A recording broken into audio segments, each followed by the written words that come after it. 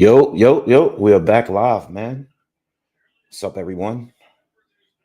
I'll let a few people come in and join us before I start. All right. Hope you guys hear me loud and clear. All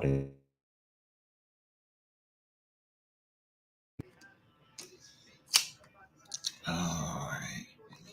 Fix this mic. Yo, you guys hear me? You guys hear me? You guys hear me good? I hope you guys hear me good. Come on in, man. Come on in. It's been a while since I've been on live. It's been a few weeks since I've been live. But come on in, man. What's up? What up? What's good? You guys hear me loud and clear? I hope you guys hear me loud and clear. What's up, light skin business? What's good? Josh, what's happening? Malcolm, what's good with you? What's good? Everyone coming in. What's up, Focus, man? Yeah, I'm going to speak on everything, man, today. All right. I'm going to speak on everything. I already planned on speaking on everything. Definitely going to cover the fights. All right. But in between the fights, I'm going to speak on everything. All right. Madrimov against Kurbanov is about to start, so I'm going to cover the fight. Before I get started, just want to say rest in peace, big, huge rest in peace to the legend Akira Toriyama. I know it's not boxing related, but this is why I'm wearing a sweater today. The creator of Dragon Ball, all right, impacted. I mean, probably one of the most impactful animes, mangas of all time. If not the most, it's definitely one of the biggest animes and mangas of all time. So big rest in peace, came out of nowhere. So that's why I'm wearing a sweater today, and crazy news, man. Rest in peace to him. I also want to rest in peace to Kevin Lorena's mom passed away. He had fought earlier, probably the best fight on the card so far.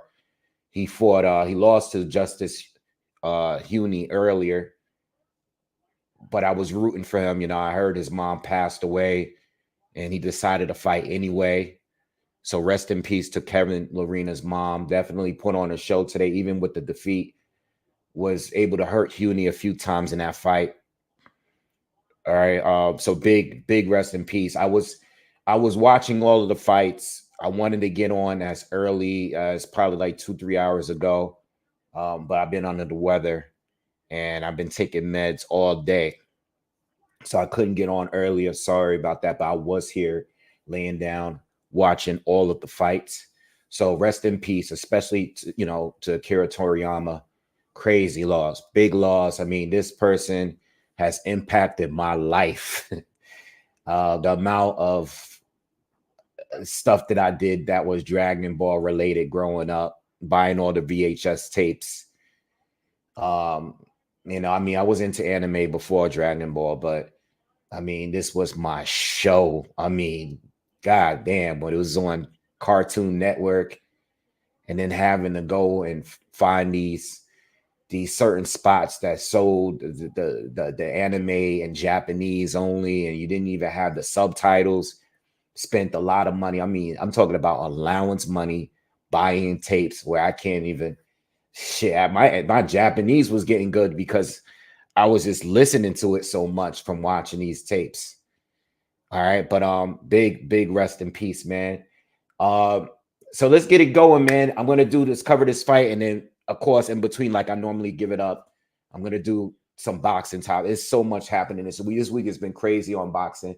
I got you. I'm gonna talk about everything. I got you. All right, but we got round one between Madrimov and Kurbanov, and this is for a vacant WBA title. This was Jamel's title at 154. Both of these guys are undefeated. Both of them had issues against Michelle Sorrell. I just didn't have enough time to like do a breakdown for this fight or the Nick Ball fight with Ray Vargas. Didn't have enough time to do a film study, but this should be a good fight. In fact, not for nothing, but all the matchups tonight has been pretty good tonight for the most part. But this is a good matchup here. This is an even match. I can't call it off top. I like Madrimov a little better, so I'm kind of rooting for him. Like I think he's a little bit more exciting to watch. But right now in this first round, he's the one coming forward a little harder. Kurbanov normally has that Philly shell defense. He likes to counter and he likes to fight on the back foot. But Madrimov is coming forward and popping that jab, being a little bit more active, more aggressive on the front foot so far in this fight. All right, he's been landing the jab pretty consistently here in this first round, halfway through. All right. Shout out to you, Focus. What's up, bro? Man, Focus always be like, yo, in the comments, he'd be like, yo, Wave, yo, I love you, man, but I have to disagree. I hate to have to disagree with you. Yo, this dude Focus is funny. He always leave the comments apologizing when you don't have to apologize, bro, man. It's all good. When he disagree with me, you don't gotta apologize. Just say it. You guys, I love some of you guys, man, because y'all so respectful in the comments, even when y'all disagree, man. It's all love, man. That's what boxing is all about, man. We ain't gonna always agree. It's all about just being respectful. I mean, even if you talk a little shit, you could be respectful while talking shit. It's all good. I think when people just come in and they just start throwing like insults at you and all that, that's when it gets corny. It gets a little too much for me. But my man Focus be like, yo, I'm sorry, Wave, but I gotta disagree with you. I always be laughing when I read your comments, man. We closing out this first round.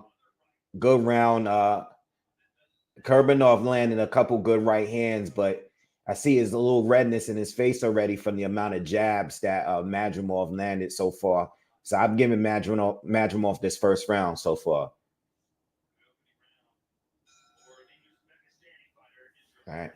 And that's what I'm going for. I like him. I like his style a little bit more. Kurbanov, it's like I seen the Sorrell fight. I seen the Liam Smith fight. It's like, close calls. Not really sure how I feel about him. I've seen him fight enough. What's up, Malcolm? Saying, yeah, no idea what this was today, man. Yeah, I did the breakdown the other day, and I said in the breakdown, like, yo, remember the fight is Friday. It's not Saturday. I actually scheduled something for later this evening, not realizing that I was off today. I was, like I said, I was in a bed all day, man. I felt like shit all day, just trying to, take these pills and get better. And I was watching a fight, and I had made plans for this evening. I had something to do, and I made the plans not realizing that this fight was on a Friday. I'm like, why would a Anthony Joshua fight be on a Friday? But kind of messed me up, but it's all good, man. Still here.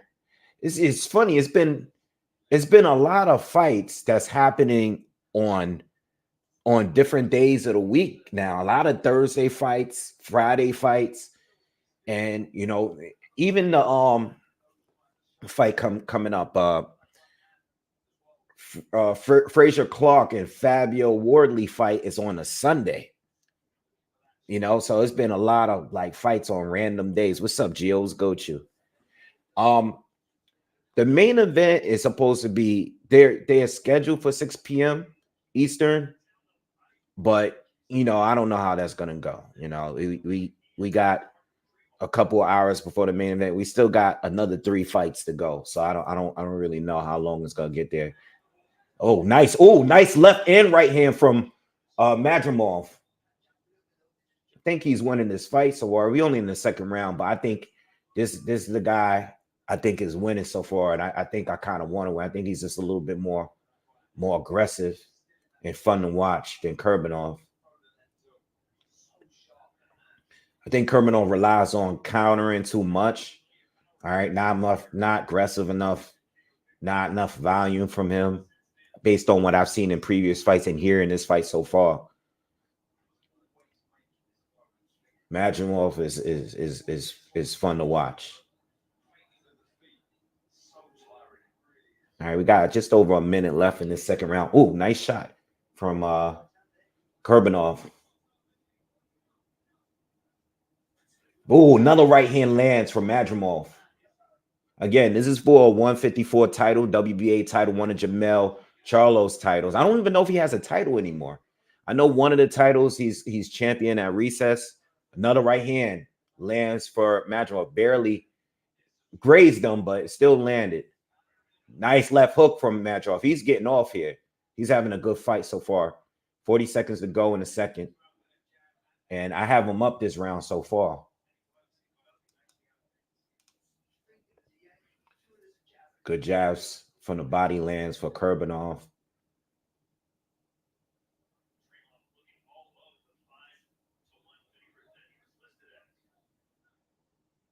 Kurbanov is going to have to pick it up a little bit more. Like I said, he's just waiting too much. And he's letting Madrimov get off on him a little too much. Oh, nice 1-2 from Madrimov again. All right. I had a 2-0 from Madrimov.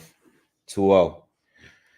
What's good, Mike? What's good? The Pink Panther. What's good, man? You South. What's good, brother? What's good with you? Now, I don't mind the boxing on the weekdays neither, man. I don't.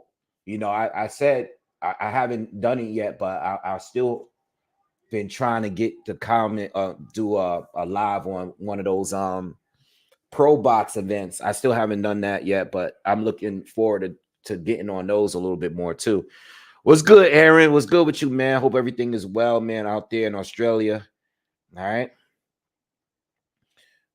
What's up, Rod? What's the bets? I'm leaning towards Joshua. I'm leaning towards Jang to win. Nick Ball and Ray Vargas. I don't know. That's a toss-up. I really don't know. Justice Uni looked good, but he got hurt. No, it was a fight. Kevin Lerena hurt him a few times in the fight. He won. He edged it, but Lerena had him hurt pretty bad a couple of times in that fight. But you know, he didn't look bad outside of the rounds. He got hurt. He put it on. I mean, like Lorena's mom passed away yesterday, so you already know he was going to try to kill this dude today. You know, you don't want to fight a guy when his mother just passed away the day before. I mean, that's like giving Buster Douglas, Mike Tyson vibes right there.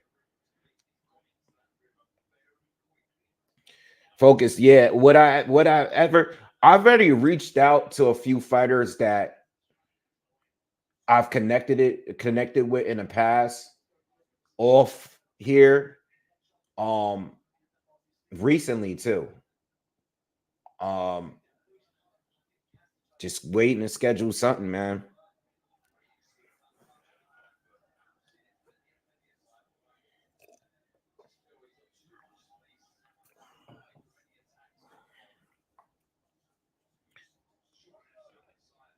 Yeah, you know, I don't like a lot of the interviews neither. I know if I give an interview, it's going to be a pretty, I'm not going to say who, but one time I asked someone to do an interview for me, and I'm not going to say who, but this fighter wanted me to not ask certain questions, and that kind of pissed me off. It was years ago. It was a while ago, but it kind of just like rubbed me the wrong way. I didn't want to do the interview anymore after that. Yeah.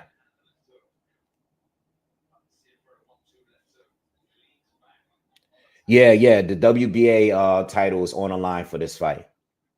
What's up, Clarence? Of course, I want to go to Japan and watch a fight. I've been saying it for a while. I'm gonna try to go out there at some point. you know. Oh, Kurbanov just caught him with a good right hand, man.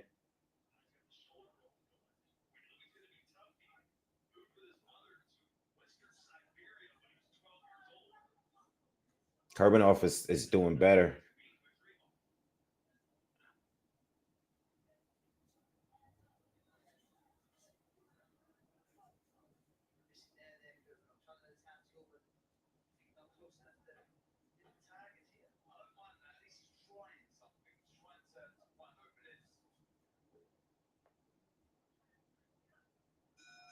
Third round close. Erel asks if Anthony Joshua fans should be nervous.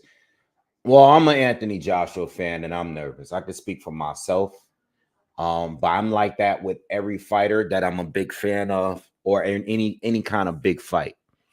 You know, this is considered to be a big fight.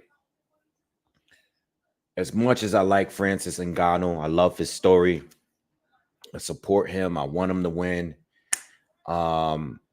Any other night, I want him to win. I want Joshua to win tonight as a fan. But yeah, I'm nervous because, you know, Francis Ngannou has that real one punch type of power, you know, and I don't believe he's limited. You know, I think he showed us in a Fury fight that he's not limited, but he showed us that, yeah, he does have lack experience. I don't think he has the best gas tank. But he has more experience now because he just had a good fight with the heavyweight champion. You know what I mean? So I am nervous for AJ because I know if he loses this fight, it's gonna look like he's been overrated all this time. You know, and I think that's what sucks about boxing. You know, I think these guys lose, like people just write you off. You know, I think Joshua, a lot of these fights, even like his most recent fight, people were like saying, "Oh, he's gonna lose this fight." You know, this guy Otto Wallin's gonna box him out, and he don't have it no more. And then when he wins, it's like people are like, he should win that fight. You know, he doesn't really get that much credit because people are always expecting him to get hurt, you know, but now he's fighting someone that can actually hurt him. But I think Joshua's gonna do fine, man. He looked sharp in his last fight. I mean, I thought the outcome was cleared before the fight for me. I was expecting AJ to get the stoppage, but I didn't think he would look that sharp doing it. You know, he looked incredible doing it. Just some of the body shots he was landing and the straight rights up top, he was real clean. And I just think he looked great, man. I think he's confident. And I think he's in the right mood to go in this kind of fight. Because I think this is the most dangerous fight he's been involved in a while. You know, Usyk is obviously technically technically way more sound than Francis Ngannou, but as far as dangerous fight, like as someone that can actually knock you out, this is probably his most dangerous fight in a long time. You know, it's been a while since he fought someone that I think was like dangerous for him, like knockout type of dangerous, you know. So I'm a little nervous for him. But I'm like that for any kind of big fight. I'm also nervous for Parker and Jang. You know, I think Jang is gonna win, but I want as a fan, I want Parker to win. But good fight though. This fight is good, man. Both of these guys are landing some good clean punches. This is a good fight. It's actually going a lot like what I expected it to go. You know, I think Madrimov was going to be a lot more active, but Kurbanov has been landing some good counters, and he's been timing Madrimov a little bit on his way in. But good round between good exchanges between the two. But the fight that is the sleeper of the card is definitely the next fight. That's Nick Ball against Ray Vargas. Now, I didn't do a video breakdown on it because I really don't know who's going to win. And I'm going to tell you why. I'm really unsure about Ray Vargas because, you know, now before the Oshaki Foster, this is before he won a title up at 126. If you remember, or if you didn't know, I think it was a period where he was kind of inactive. Let me pull up his resume. So I think he was suspended for a little while, right? So he didn't fight for 2 years, right? Over 2 years, from 2019 to 2021. All right, comes back, beats Leonardo Baez at 126, right? He goes up to 122, to 126, 2021. Then he beats Mark Masayo for the WBC title, right? In 2022. I think this is when Mark beat Gary Russell. So he beats Mark Masayo. Good fight. Remember the fight? Good fight. The following year, he goes up to 130 while holding the title at 126, lost to Oshaki Foster. This was last February, right? So it's been over a year since he's been in a fight. Now he's moving back down to 126 to fight Nick Ball. Now, I'm not the type that blames everything on weight and being drained on that. That's not my style. Like, you know, I do bring it up, but I don't completely base a fight off a fight, whether a fighter is drained or not. All right. But not being active and being a huge featherweight, right? He's extremely tall. And he hasn't fought as a featherweight in 2 years. It may be a factor in this fight. Plus, Nick Ball is extremely short. Like, I think, oh, wow. Madrimov caught Kurbanov is hurt. Caught him with a right hand, backed him up, got him against the ropes. Kurbanov looks like he's in trouble. He's telling him to come on, but all right, he looked like he recovered a little bit. Madrimov needs to keep that pressure on him, though. He has him right where he needs him to be. He's definitely winning this fight. But going back to what I was saying, I don't know who's going to win because Ray Vargas, even though he's taller, probably has a longer reach. He's not the guy that's like the control distance type of guy. You know, he's a really tall fighter, but he tends to get into exchanges with his opponents. You know what I mean?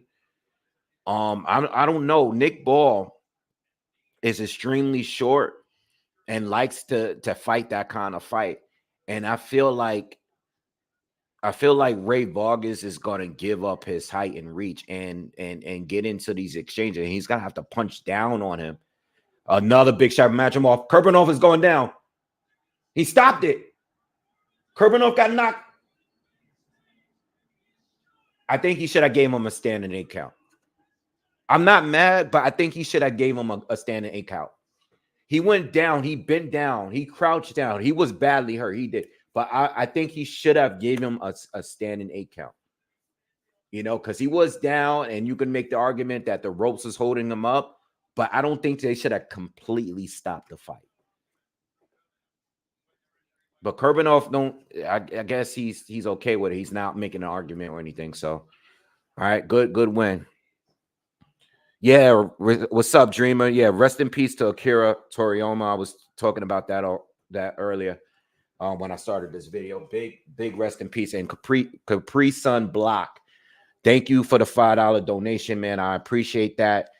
Yeah, I wore this sweater, this hoodie today because of the the passing of the creator of Dragon Ball, the entire franchise, Akira Toriyama.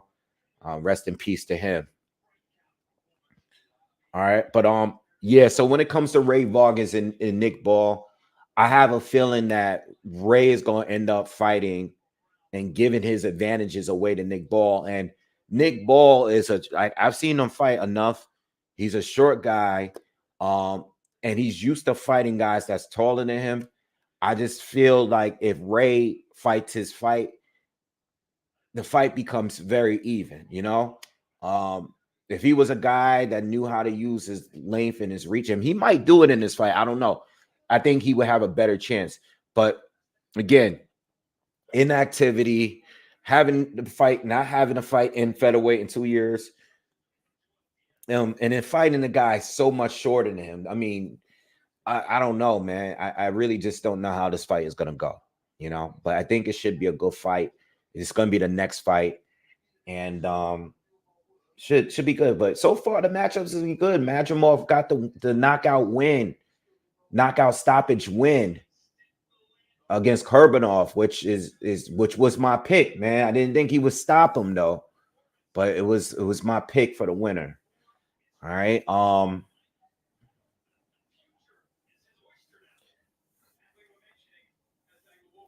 He said we on that snake road. Yeah, so next fight, Nick Ball, Ray Vargas for the WBC featherweight title. All right, and I've been talking about, I did a video not too long ago about the featherweight division. How I would like these guys to kind of unify at some point. But I don't know. I mean, if Nick Ball wins tonight, I mean, I don't know what's gonna happen.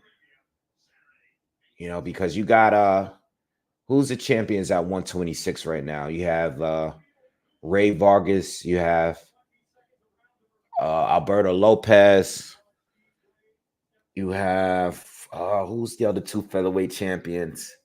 Rafael Espinoza used to be Ramirez, but Espinoza beat him. And then you have the fourth guy. Who's the fourth champion at 126? Let me look it up real quick because I can't remember all these guys. Oh, Raymond Ford. Yeah, I was just that's right. I made the video based on that win last week. Yo, would be a dope. I mean, that's of course if Nick Ball wins tonight. If he wins tonight, I would love to see Ray Ford against Nick Ball. That fight would be crazy. That fight would be a nice fight. That would be a dog fight right there. But we might get a great fight tonight. So I don't want to speak too soon. My road to great was good. He says, what's up with my brother Wade? Man, I'm at work, so I'm mad I can't watch the fight. I hate they put the fight on at this time. Yeah, I think most people here, especially at this time, still at work. I took off today for the fight just to be sick, not be able to cover the entire fight, but I'm here now at least to cover the main events, at least. All right. I ordered the pay-per-view on dazn. Let's see who he wants to fight. Who's that? So at 154 now, because Jamel is pretty much not a champion anymore. All the titles are. Let's see. Let's go to 154. So the IBF, according to BoxRec, as of right now, Madrimov is the WBA newly crowned. The IBF is the WBO is Tim Tszyu. I think the WBC is still vacant. And the IBF is vacant according to this. I could be wrong. I think the WBC is Jamel is champion at recess. Yeah. Man, let me tell you something, man. This whole situation with the 154 division is whack. Because I mean the belts get split up. It's like we gotta start all over again. You know what I mean? And what I'm mad at so why I'm mad at the Jamel Charlo situation, listen, I can't blame him for taking the Canelo fight. Can't blame him. I can't blame him. Anyone that gets that fight is going to want to take that fight. So I can't blame him. He got the opportunity. Lucky for him. Good for him. What I will say is what disappoints me is that Tim Tszyu he had earned his opportunity. And because it was just too blatant, because Jamel was out and inactive and then went up to 168 to fight for a title is messed up, because at the very least, Tim Tszyu probably should have been, he should have fought for a unification. It's kind of like Canelo's situation when he went to 168 and he fought Callum Smith first.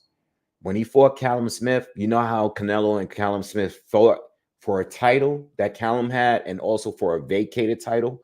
It should have been a situation like that. I think when a guy, I don't know if he was in multiple rankings. I don't know. But I just hate the fact that all four belts kind of get split up. And then he held on to two just to split those two up anyway. You know, it's like you're not active in the division. I just kind of hate the way the sanctioning bodies work with the belts, because that could affect everybody else's their legacy when the belt is just being held hostage and the fighter's not fighting at the division.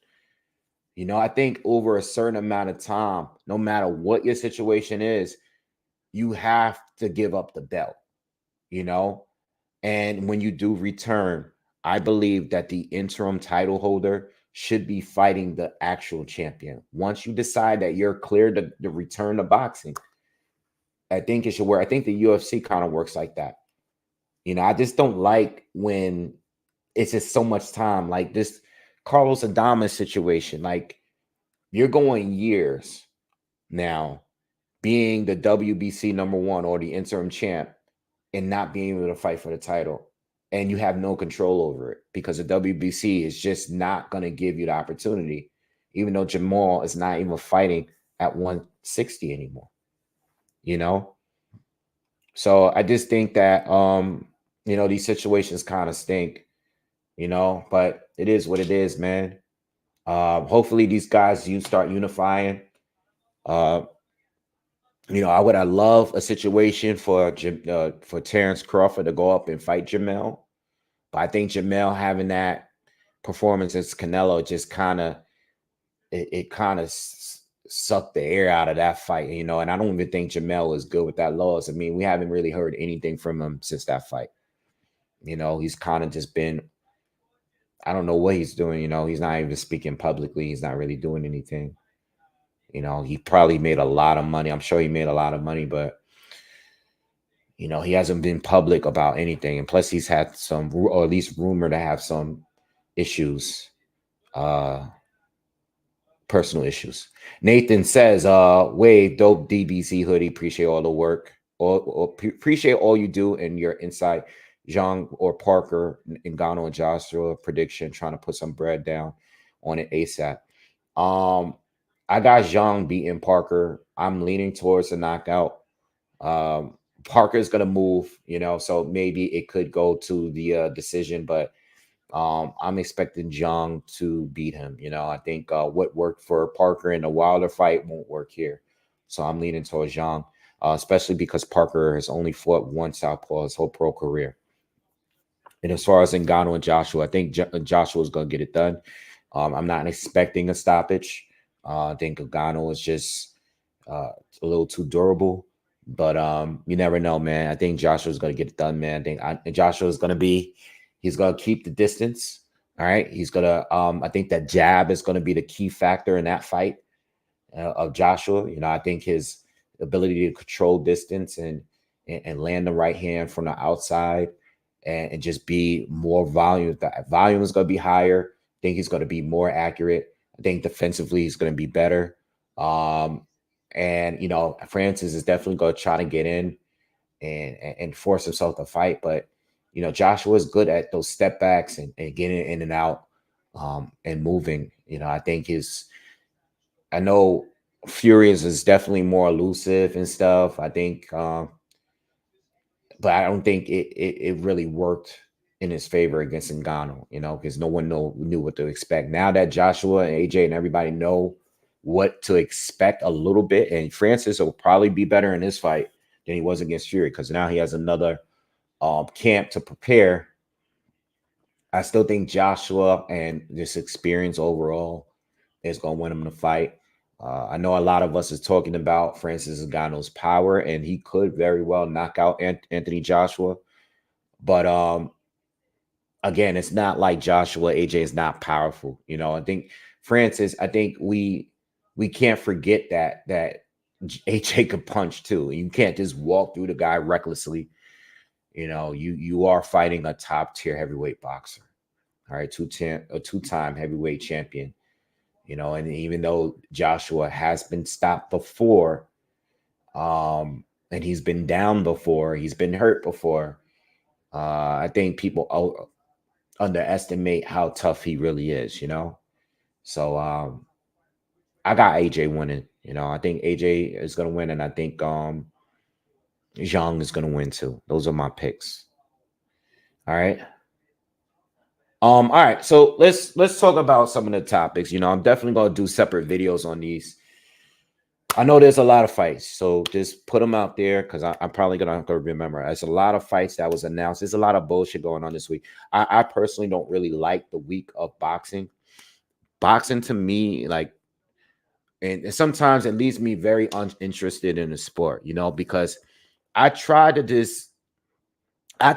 make content off the real fights and try to just stick to doing breakdowns and talk about fights coming up or news that we're hearing. And you know, I do make videos addressing some of the BS that's going on in the sport, but it's getting to a point now that this sport is just it's the drama is being is as far as content, it seems like the drama is bigger than the actual fights. Like, even in this situation, look at this situation. Look how big this fight is, right?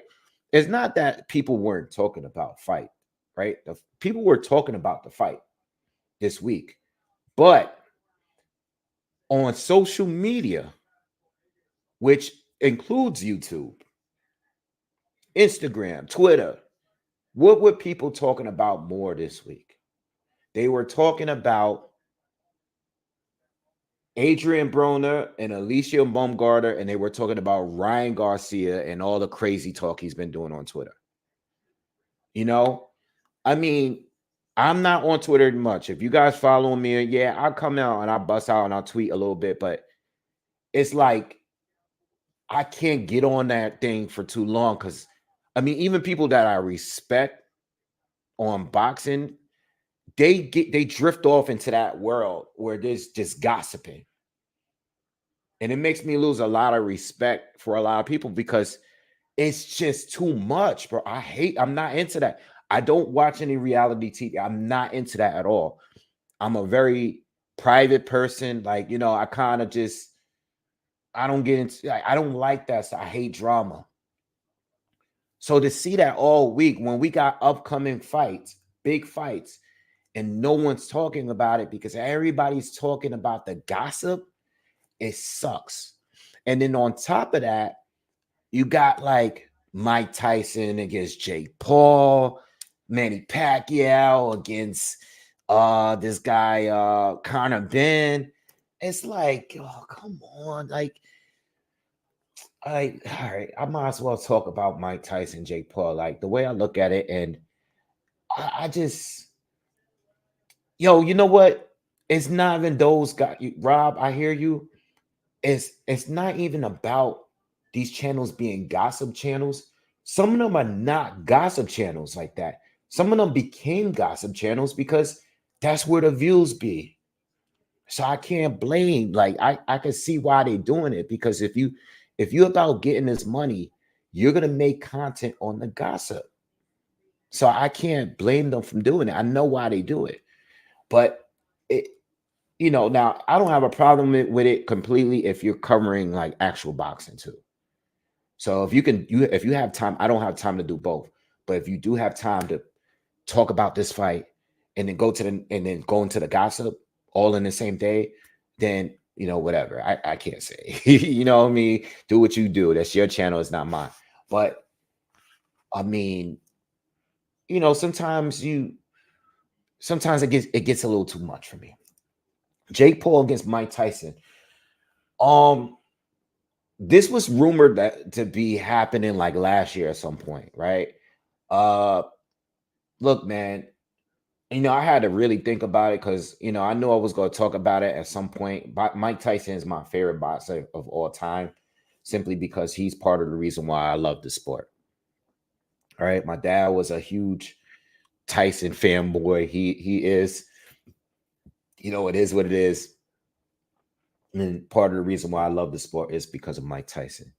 With that being said, I'm glad he's getting paid. I'm glad he's making some of the money that he's probably lost over the years. I'm glad that he's still relevant. I'm glad that he's getting a lot of exposure. So I'm glad that he's getting paid. That I would say that at least he still can fight. These training videos and stuff look crazy. They always do. With that being said, though, he did not look good in a Roy Jones fight. They look like guys that can still fight, but really older. Not Floyd old, not Manny Pacquiao old, older. And Mike Tyson, yes, those videos of him hitting the pads and going crazy in the gym, those videos are crazy. But when I watched the Roy Jones fight and I went back and watched it, once I heard this fight was announced, the first thing I did was go back to that Roy Jones fight because I wanted to see how he looked in the fight because I don't remember it being a good fight. And I said, he's too old to really be fighting even a Jake Paul, in my opinion. And I went and watched Jake Paul's recent fight, right? Because I don't really watch his fights. I watched the Tommy Fury one. But I really, I watch their fights, but I'm not like the best at covering those kind of fights, right? The influencer fights. And what I realized in Jake Paul's fight from like last week or whatever, he got the knockout. What I noticed in that at that point, he already knew he was gonna fight Mike Tyson. What I noticed is that as Jake Paul, his movement is improved. He was fighting that guy, whoever he was fighting him like he was preparing for someone he had to move a lot against. And for Mike Tyson, he would have to move a lot.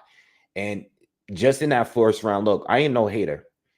I've always said this about Jake Paul, and as time goes, I always said this, and I know people are going to go into the conspiracies about the punches and the knockouts being scripted and stuff. So I know people are going to get into that bag. I've always said this, like for a YouTube influencer, I think Jake can box. All right. I don't think he would be a top contender. He would have to fight and beat one of those guys that's in the cruiserweight division for me to believe that. But I do think that Jake Paul can fight. He can fight. And he can fight well enough to beat some pro boxers and some MMA fighters and some older guys. He's good enough to do that. And I expect anytime that Jake Paul has a fight, no matter who it is, it's calculated. It is what it is. It's a very calculated decision. It's there to make him look good, and that's it. That's the way I look at it. So I'm not a fan of this fight. I'm glad that Tyson is getting a bag. I'm sure he's probably getting at least 10 million for this fight. So good for Mike Tyson. He's definitely in better shape than like Evander Holyfield. You know what I mean? But he has those old legs, and him chasing Jake Paul around for whatever amount of rounds the fight is going to be, the 10 rounds is going to be, it's not going to look good for Mike Tyson. You know what I mean? And it is what it is. It's not going to change his legacy. I see some of the comments. Oh, you lose to Jake, it destroys your whole legacy. The guy's 57 years old. It's not going to destroy shit. Mike Tyson, did we forget who he's lost to in his, more recent or his last pro fight? It's his legacy is cemented. Mike Tyson is getting a bag, and that's it. And Jake Paul is going to continue getting the bag too, because he's going to have a win over Mike Tyson if he is to win the fight. And I'm expecting him to win the fight. I hate to say it, but Mike Tyson ain't gonna be chasing him around. You know, if Jake stood still and stood right in front of him, of course Mike Tyson would knock him out, even at 57. But right now, I'm expecting Jake Paul to win the fight. All right. Mike is gonna be tired. He's gonna be too old and tired. It is what it is. Starfox says so. Papa Wave is going to be hosting his own Tyson Paul watch along stream. I mean, if you ain't going to wait, yeah, I don't know. I don't know. I'm still. You know what I don't want to see. I don't. I don't want to. I'm like I don't want to see Mike lose to Jake Paul. You know, that's how I feel about it. Like, there's a part of me that just want to cover it for the channel, but there's a part of me that's also like, I don't think I covered Mike Tyson and Roy Jones. And that's on my 1 and 2 best favorite fighters of all time. And I don't think I did a live on that because I just, if it goes wrong, I'm not going to want to be here to see it, live like that, That's the way I look at it. So I don't know if I'm going to be this. I'm just like, I'm talking about it now because I know everybody wants to hear how I feel about the fight. And that's how I feel about the fight. Same thing like Conor Ben and Manny Pacquiao, same thing with them. I mean, obviously, Manny Pacquiao is a little younger than Mike. He's younger than Mike, and Conor Ben is, he's a star. He's active right now. But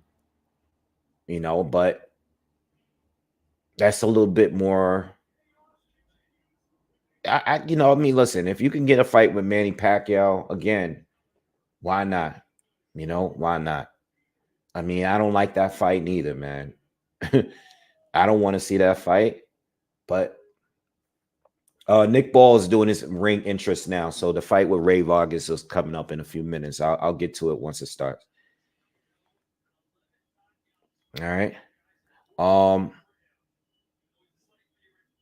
Yeah, the legacy, Malcolm. The legacy destroyed comments are a little bit wild. Yeah, the same with Manny. I'm still again, Manny's, I don't know how old Manny is. I think Manny got to be at least 44, 45 years old right now. But I if they were to actually fight, I would be leaning towards Conor Ben. I would lean towards Conor Ben. Just my opinion. What else is going on? As far as Adrian Broner, man, I'm gonna speak on that in 2 seconds. I just don't know why Adrian Broner. One thing is he's good at doing is going online and being reckless and disrespectful and getting everybody's attention. That's one thing he's doing. He's way better at that than fighting. So I don't know what's up with the Haneys. I don't know if they're just using a Broner to make their buzz bigger for their Ryan Garcia fight, whether it happens or not. As crazy as Ryan has been, I still think this is part of the marketing for the fight. I do. I think he might be a little off. You know what I mean? But I just don't understand. I don't think these fighters really need Adrian Broner. You know what I mean? I don't think Adrian Broner's buzz is that big anymore. In fact, I think Devin Haney and Alicia Bong, these back and forths on the internet is making Broner relevant again because I really don't think he's relevant. I think at a time he was. I don't think right now he's really that relevant. And I think they're making him relevant by even entertaining a fight with him. You know what I mean? Obviously, yeah, it would probably be bigger than Arnold Barboza. Barboza is supposed to be, he's trying to, or at least he's trying to be the replacement fighter if somebody pulls out a Ryan Garcia Devin Haney fight. But it is what it is. Do I think Fury staged the cut? I don't know, man. I don't know. It's possible. It's strange. Anytime we're like in 2024, right? Anytime I see a video and the quality of the video is poor like that, I have suspicions. Anytime someone puts anything online like that, and it looks that poor, it's like no one's full phone is that poor. So when it looks that poor and you're recording sparring sessions or whatever, it makes me question whether or not it's fake. I know people were trying to get, I think when it happened, people were trying to determine like they didn't see any blood on this shirt. They might have been cut before the headgear was on. Again, I'm not trying to be a boxing detective and stuff. You know what I mean? That's what the glove gate people come in. You know what I mean? That's not me. It could be, but there's no way for us to really know. Is never unless someone from Fury's camp come out and say it. There's no way to really know. It's a possibility though, but I don't think Fury. I mean, Fury clearly doesn't want the fight. He doesn't want the fight. He's never wanted that fight, and he's still continuously he's talking about the fight as if he's doing it because people want him to do it. He's not interested in the fight. He does not care for being undisputed. He said this several times. So he's been taking all these other fights before Usyk. He doesn't want to fight Usyk. He's fighting Usyk because Turkey is paying them to do it, to get it on out there, and that's why we're getting a fight. All right. What else is going on? Yeah, Terrence Crawford against Eubank Jr. and Canelo Alvarez against Jaime Munguia. I definitely got to make videos about the fight. They're saying Bud and Eubank Jr. is close to being done. I mean, neither one of those fights are bad fights. Obviously, I wanted other fights more. As a fan of Bud, I wanted what I wanted the most was even either this guy Boots Ennis or Tim Tszyu. I mean, Tim Tszyu was fighting Keith. But those are the two fights that I wanted. In my 147, I wanted Ennis, and at 154, I wanted Tim Tszyu. Those are the fights that I wanted. I did want Jamel Charlo at some point but I think I think Bud lost interest in the fight because of the Canelo performance. But I can see why he's fighting Eubank Jr. He gets to move up 2 divisions, fight a middleweight. I personally think Bud is still going to be chasing Canelo. And I think he's moving in the direction of fighting bigger guys with a name somewhere, someone that has a name big enough where he can make money, get people to purchase a pay-per-view. And I think that's part of the reason why he's choosing Eubank. There's no other names at 160. There's no one else at 160 right now. 160 is a dead division, but it's one step closer to 168. You know what I mean? And he is moving up 2 divisions. So I can see why he's taking a fight.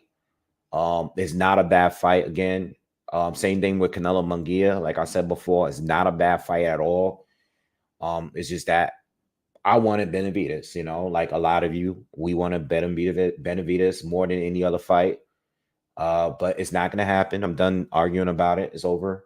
But Munguia fight is a good fight. And I think the timing of the Munguia fight is best now, being that Munguia just stopped John Ryder. All right. Ray Vargas against Nick Ball. They're doing their face off. They're about to touch gloves. This should be a good fight, y'all. This should be a good fight. This is gonna be a good one. This is the only fight I didn't make a pick for. No prediction here. I don't know how this is gonna go. I think Ball is gonna try to make it a brawl, and I think Ray Vargas is gonna accept the invite and fight his fight. I'm interested in seeing how Ray is gonna look punching down, like way down. Like he's always been punching down because he's usually taller than his opponents. But let's see how this goes. The height difference is crazy. If you guys are watching this, this is looking like Sebastian Fundora against pretty much everybody he's fought. Man, Ray Vargas has been a little inactive too. So he's probably got he probably need a round or two to shake off the rust.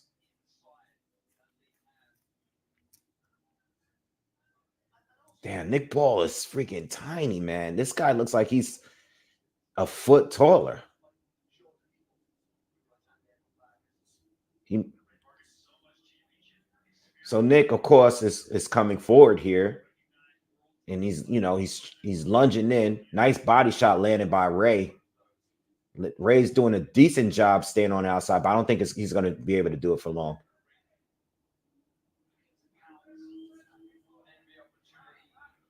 Nick is trying his best to close distance here.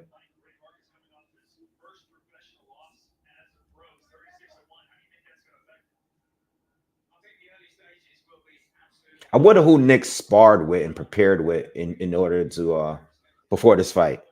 Just out of curiosity, like how tall was his sparring partners going into this fight? I wonder who he sparred with. Vargas is doing a decent job keeping Nick on the outside. Vargas is doing a good job landing to the body too. Nick caught him with a jab.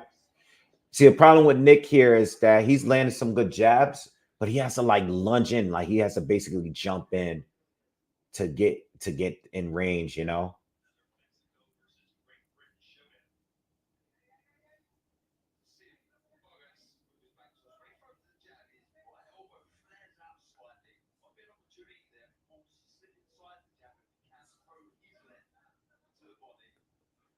Decent jabs from Ray. Lunging left hook for a ball.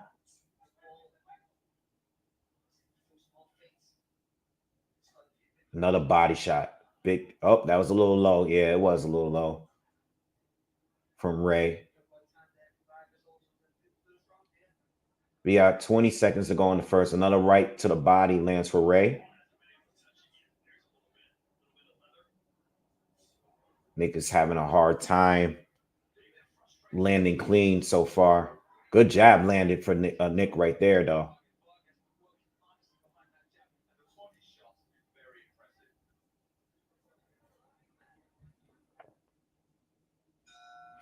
I think, and I was talking about this earlier. I don't think Ray Vargas should stay at 126. I think he's doing the most staying at 126. I think it's time for him to go to 130. I know he lost to Foster, and it's not a bad loss because Foster has been able to do some great things since that loss. I think he should go to 130. I think he'd be a lot stronger at 130. You know what I mean? I think he's just too big to be sticking around at that division. I just don't. I think he'd be much stronger hanging around at 130. Just my personal opinion. Um, just my opinion, man. He'd be much stronger there. I'm just looking at him, and it's just he'd be stronger. I think he's outgrew this division. He might even nice short right hand lands for Vargas. I gave Vargas a first. I think his body shots were a little bit more effective. Um, but I think he'd be strong at 130, man. He's just too, I don't know. He's too big for this division. Like just the way he's throwing, he don't have that same sting on his punches. Like I remember him looking stronger and better than this, even in a Foster loss. I think he's outgrew this division. Nice overhand right for Nick Ball lands, backs up Vargas. Good jab from Nick. Nick seems to be a little bit closer in range in this round. Yeah. I don't like Vargas's body language, man. Good uppercut on the inside lands for Nick.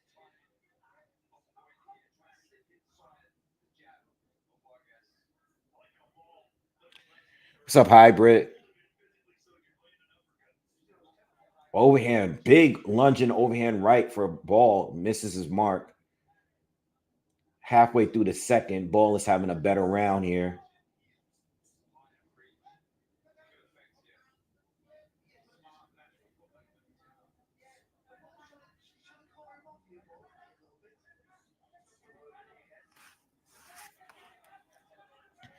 Very physical round here.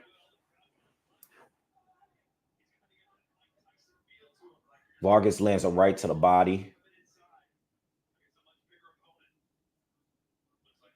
Vargas looks weak. All right, I'm officially saying it. He looks weak here. He don't have that same. I'm telling you, he doesn't have that same flair in his punches. I'm telling you, looks weak.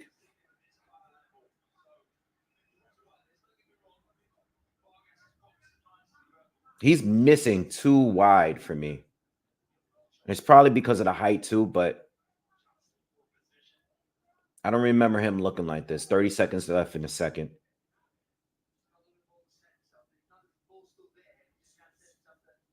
Ball leads in, lunges in again, lands a jab.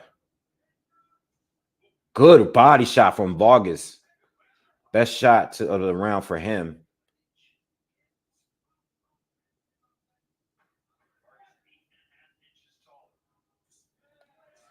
Ball leads with a left hand, lands up top.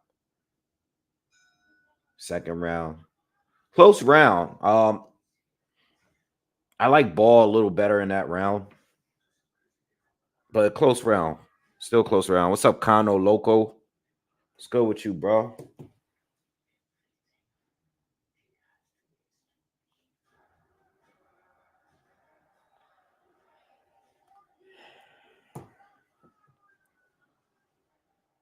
What are you guys picking for the fights tonight? You guys are asking me for my predictions. What do you guys who you guys got for the fights tonight? All right.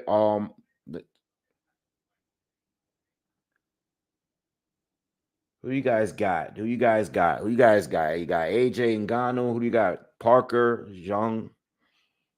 What's your predictions?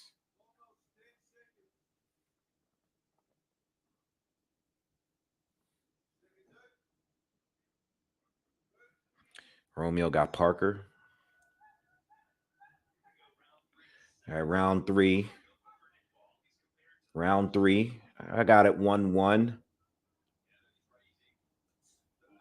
Close second round.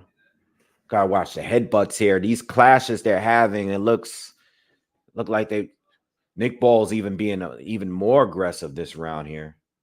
Remember, this is a 12 round and this is a championship fight. Nick Ball just slams Ray Vargas hard. I mean, lifting him off his feet and slammed him to the ground.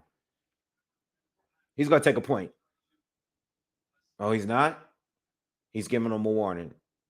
He's telling him now. He's telling him now. He warning, gave him a hard warning, like I'm gonna take a point that next time he had that. But Ball is being very aggressive this round here.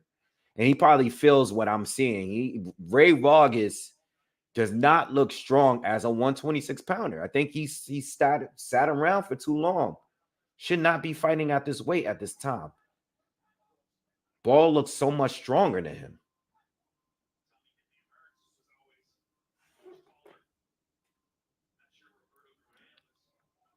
Okay, I see you guys' picks. Said Parker and Ngannou. Well, they both can't win. AO got AJ winning with a late stoppage. Big bang in round 8. High Noog has Vargas, Zhang, and AJ.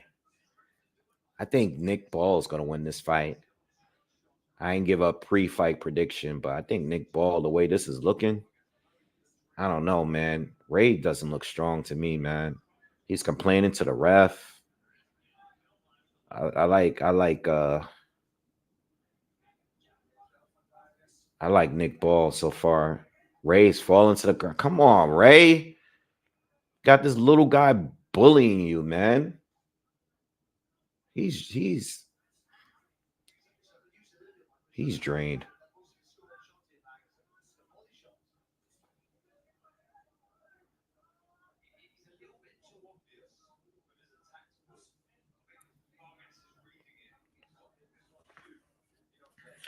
Ball and Ray Vargas is fighting. We third round.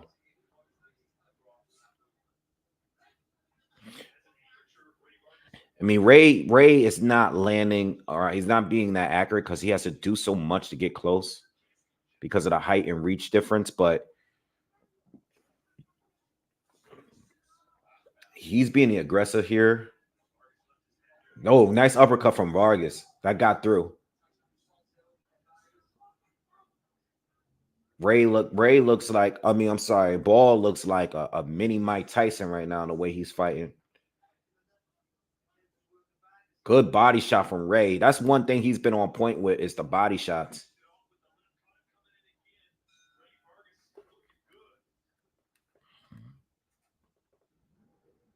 Fight is close. I mean, the rounds are close, especially the second and third. I like it. I don't know what's gonna come. It might come down to whether or not, if this goes a distance, it might come down to whether you like what you like here. Because Ray is landing some really powerful body shots, but Nick Ball is just aggressive by far, man.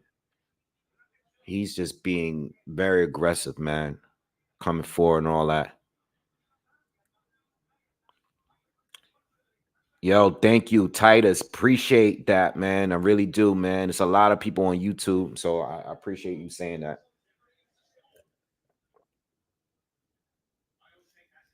Yeah, Ninja. I was talking about this before the fight. I don't think this was I think he needs to go to 130. Again, even in the Foster defeat, he looked way better in that loss than this fight here. He doesn't look strong to me. I don't know.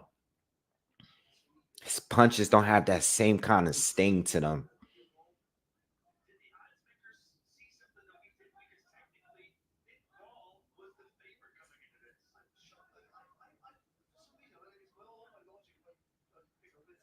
Good overhand right for Nick.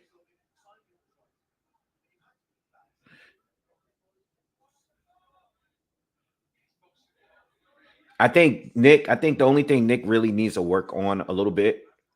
Oh, I think only thing, like when he's trying to get in, and when he's trying to close the gap, he can move his upper body a little bit more. Like he he kind of comes straight in at times, with his gloves up high. And yeah, he can bend and get low and dash in, but he doesn't move his head that much, you know? So it does become a little predictable because you know exactly how he's going to like lunge in. Now, a superior boxer than Ray would probably time Nick coming in a lot better. But Ray doesn't look that strong, and his IQ is not that great. I mean, he's fighting the proper fight as far as keeping the distance. Because I thought by now he was going to exchange a little bit more. Um, so he's definitely committing to keeping the distance, and trying to keep Nick on the end of his jab. He's doing a better job this round, but Nick is being very physical. It's just Nick hasn't landed much clean punches this round so far. What's up, nerd? What's good with you, man? What's up, Graham?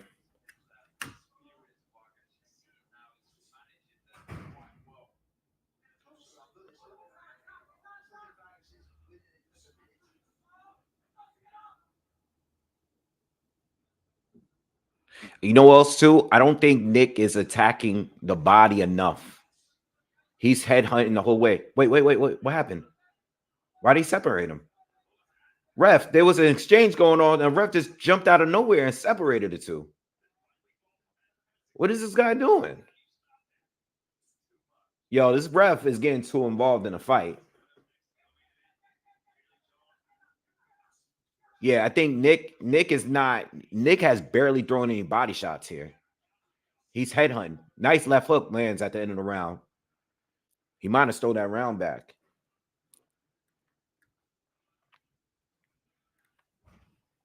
So the angry casual says Ball is getting schooled. If you ask me, I'm not gonna argue with you, man. It's like I said, it's depending on what you like here. Ball is being aggressor.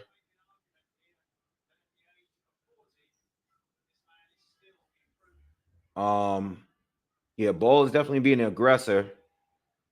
I do like Vargas's body shots, and he's been catching Ball on the way in at times. I think he had a better fourth round. I think he won the first. I think the second and third went to Ball, in my opinion.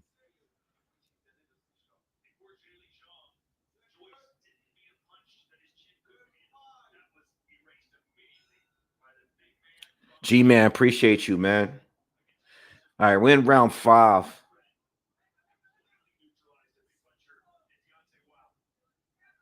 Ball needs to go to the body. He's just head hunting.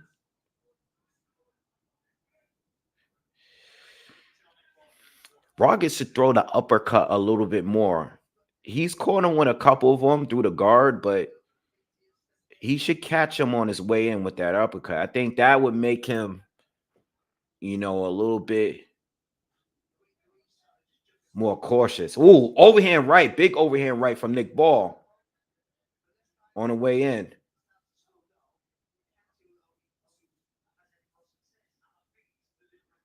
Vargas landed another right hook to the body.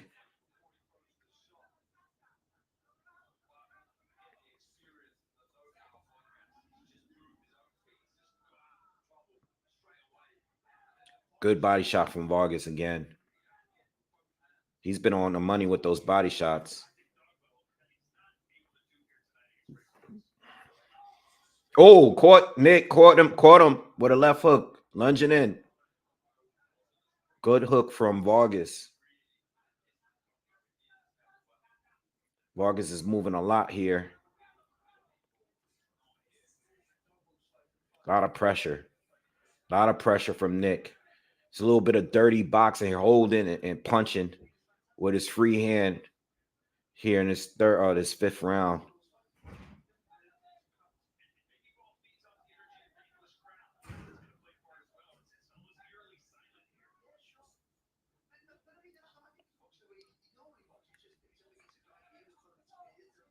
Hit that like button. Smash that like button, by the way. I haven't said it at all in this video. Smash the like button.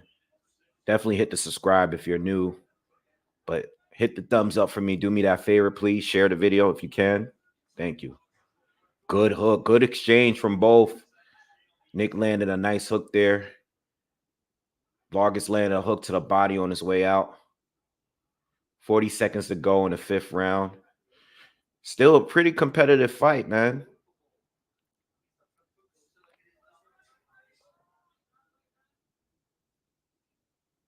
Again, no body attack from Ball. Go to the body, man. Good check right hook from Ray Vargas. Caught Nick lunging in again.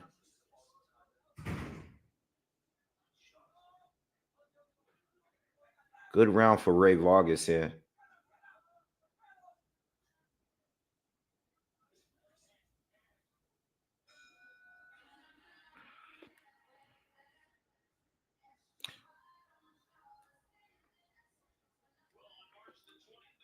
Yeah, I gave Ray that round. Ball got to change up his strategy a little bit. Again, I think he needs to go to the body more and stop head hunting so much. Lead with the one and then go to the body with the two. Like he's just coming in and lunging in with the overhand right over and over. You know what I mean? I think he should just change it up a little bit. Go to the body more. I mean, it's there to hit. I don't know why he's not going to the body at all. Especially if you want a guy to stop being as mobile. Ray Vargas is doing all the moving. You want to keep this guy in place. Throw some jabs. Give him some different looks. Throw some jabs to the body. What like he hasn't been doing. He started this 6th round throwing a jab to the body. He should have been doing that rounds ago. Unofficially, the scorecard, Jones has been giving Vargas all 5 rounds. I gave Ball the 2nd and 3rd.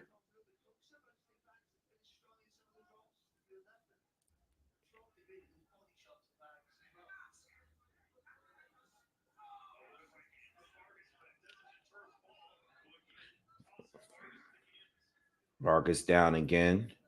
Not by knockdown. Push down. Good body shots from Vargas again. 2 minutes to go. Just over 2 minutes to go in this 6th round.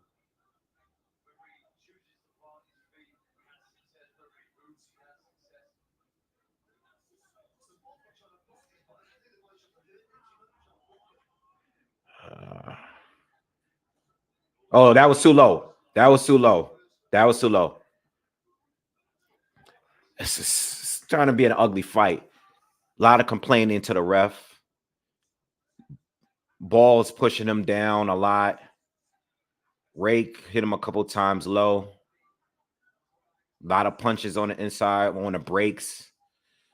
I think the ref could be a little bit too involved too. A good body shot from Ray again.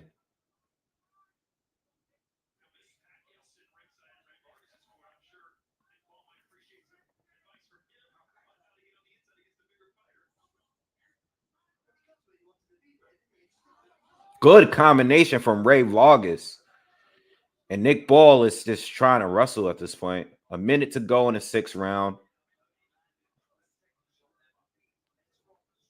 Good body shot from Ray.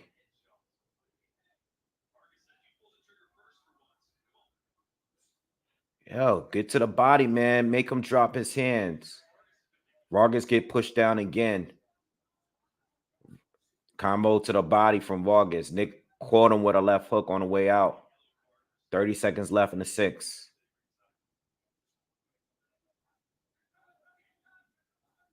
Another body shot from Ray.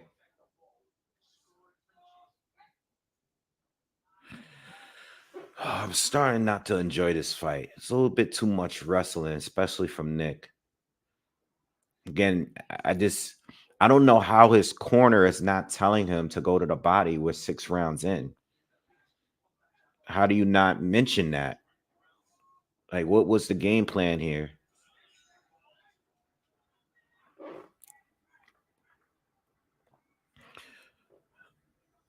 What's up, Damon? What's good with you, man?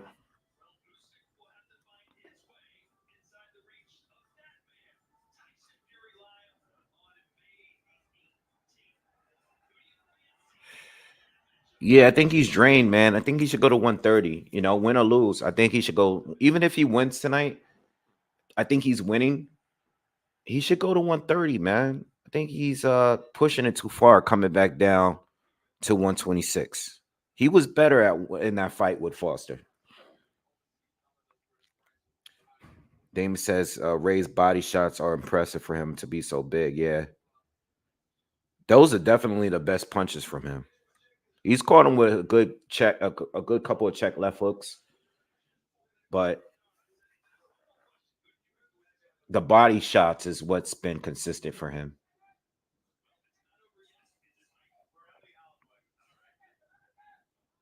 Like I don't mind Nick being aggressive, but I want to see some effective like punches, you know, some clean punches landed. Switch southpaw momentarily. I've seen him switch southpaw a little bit more than what we get in here, but I think ref warns Nick to stop putting him in a headlock. He's been doing a lot of that in this fight. What happened? Headbutt? I said that a few rounds ago that it might happen soon. Headbutt, but I don't think there's any cut. Hopefully it doesn't swell up. This is for Vargas. Nick is being very aggressive this 7th round here. He's being very, very. He's using his forearms. Yo, Ray is completed. Yo, Nick is just like street fighting at this point. He's doing whatever he got to do to win.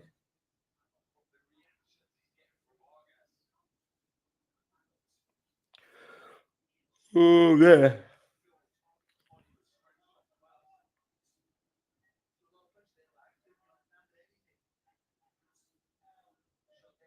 Ray's missing a lot this round. He's throwing, but he doesn't look. It's not much. Got him with her body right there. Oh, big overhand right. Vargas is hurt. Vargas is hurt. Shaky legs. Oh, he caught Nick coming in with a check right hook, and Nick fell into the ropes, but the ref didn't call it a knockdown. Now Nick is just chasing him around. But I think Ray was more hurt. He might have recovered now. Ray's been hurting down before. He looks recovered right now. Oh, nope. Nick caught him again with a left hook. Ray's shaky legs. But he's fighting back. See, this is what I hate about Ray. You gotta fight smart. Tie up if you have to, man. This is the fight Nick wanted from jump. Oh, caught him again with overhand right. Vargas, this is the who is another fighter that's just like it. Anytime he get hit with a good shot, he wants to go to war. He wants to prove to you he's not hurt. Tie up, recover, man. Take a break. Yeah, Nick is destroying him this round. Yeah. Nick is all over him this round. Oh man. Stop complaining, bro. It's a fight, man. Just fight. Oh yeah, it's over now. Now they staring each other down in the round. The ref got to separate them. Okay. Ray. He's drifting off to the gate. He always do this. He always do this. He gets caught with a good shot, and he ends up. I'm surprised it took it 7 rounds to happen. Yo, he gets caught with a good shot, and he wants to. I think it's like he's embarrassed. You caught him with a good shot. He was boxing fine until this round. He got caught with 3 big shots, unnecessary too.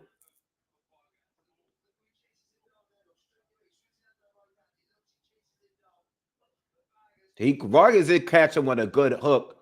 No, he cuffed him. It wasn't. It didn't land.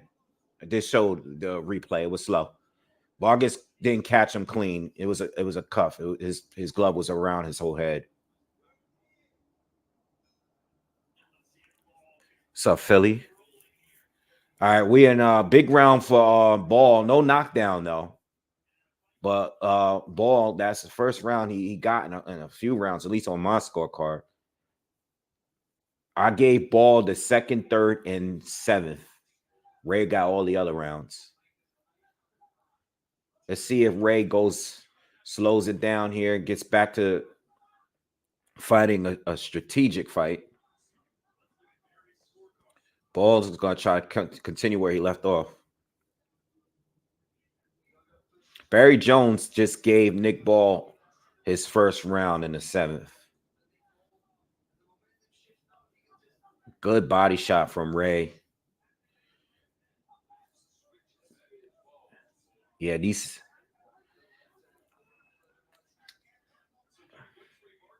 Ray got to tie up on the inside because Nick is trying to get him against the ropes, trap him, and then tee off on him on the inside. That's not where Ray wants to be. Ray's letting him get too close now. He's too close.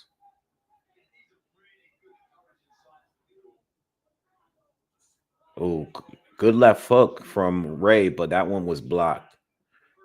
Almost halfway through the 8th. Anybody's round still.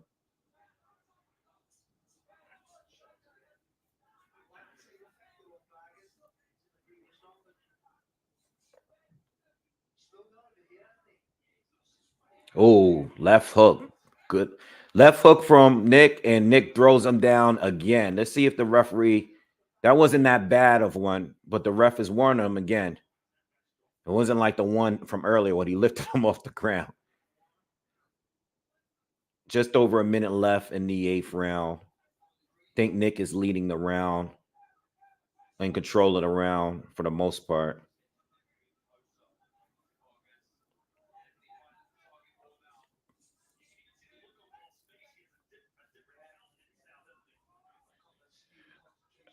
Ray with the combo to the body. 40 seconds to go.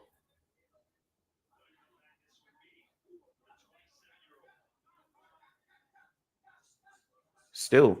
Oh, Ray goes down again, but not pushed down, I guess. Ray has been pushed.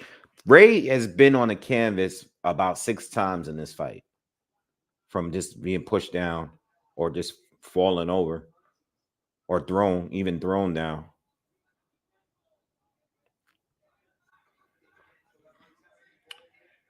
Ray's trying to fight a smart fight. It's just Nick has been Nick. Oh, wow. That's a knockdown. That's a knockdown. I think that's a knockdown. No, you know what? Let me watch the Ray got knocked down the closing seconds of the round. There was 2 punches that did land.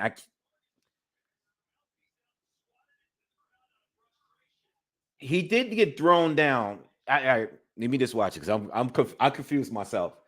There were 2 punches that did land. Was it? All right, they're showing a replay. So Nick throws him, right? Well, okay. So Nick throws him, like he swings him around, and then now Ray doesn't go down. He throws a right hook, and then he throws a left after he spins him, and then Ray goes down. It's debatable because he swings him around. Ray almost went down just from the throw, but on the end of that throw, Nick Ball throws a left hook that lands clean, and then Ray goes down.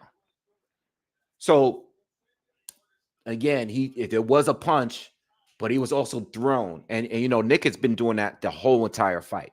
He's been throwing on. He's been warned of a point being taken, and Ray got up and frustrated, like it spit his mouthpiece out and like flicked it because he was so pissed off that knockdown was scored a knockdown.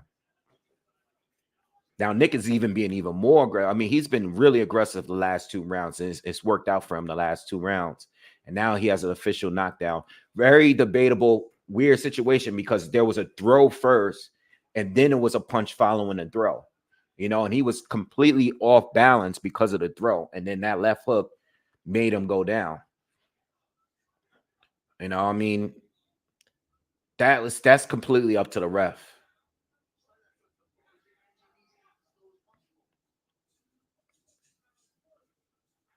I think Ray is in trouble now. I think Ray, because Nick is in control of the fight now.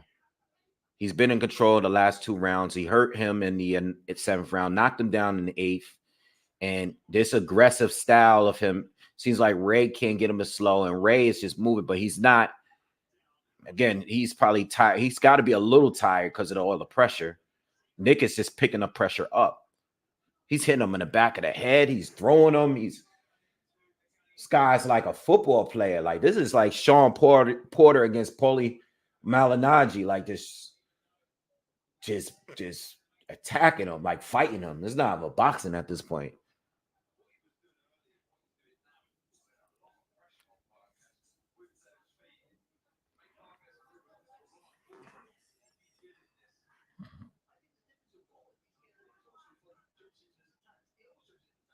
Oh, another right hand from Ball.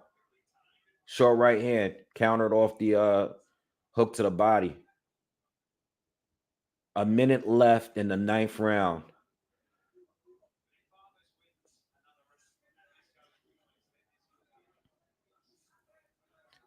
And the funny thing is, Nick Ball is still not throwing anything to the body. He hasn't all fight. Just straight headshots the whole fight. A jab to the body every now and then. Oh, Ray caught him with a good right hand. Good right hand from Ray. I don't know if it's going to be enough now at this point. Uppercuts, 3 uppercuts thrown. Didn't really get through. One of them probably did from Ray.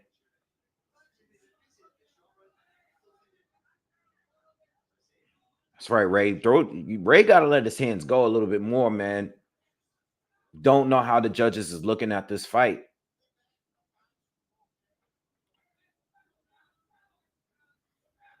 Sometimes these judges pick the aggressor over the clean punches, man. Again, Nick ends the round strong again. Yeah, Maker was good, man. Of course. Rest in peace. Rest in peace to the legend, Akira Toriyama. They're showing AJ in the dressing room, getting wrapped up right now.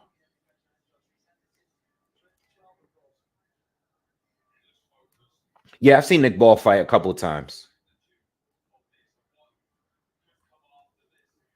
I've seen him fight a couple of times, a few times.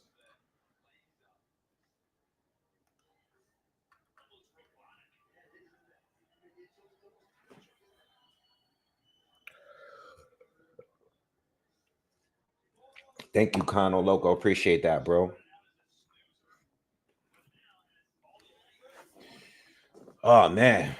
It's been a crazy fight, man.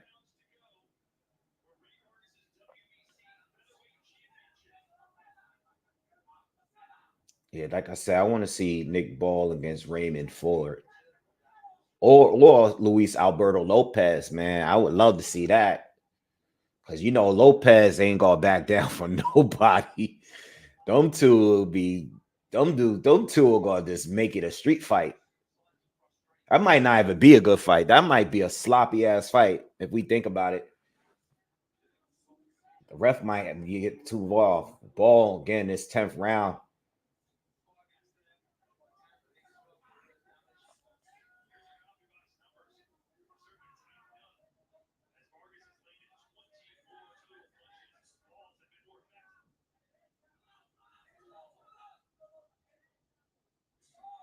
Okay, Ball. I see you. You landed a right to the body finally.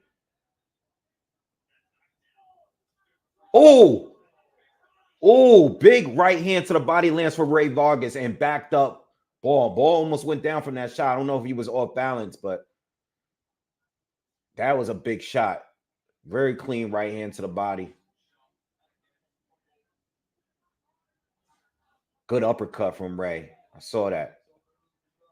Halfway through the 10th round.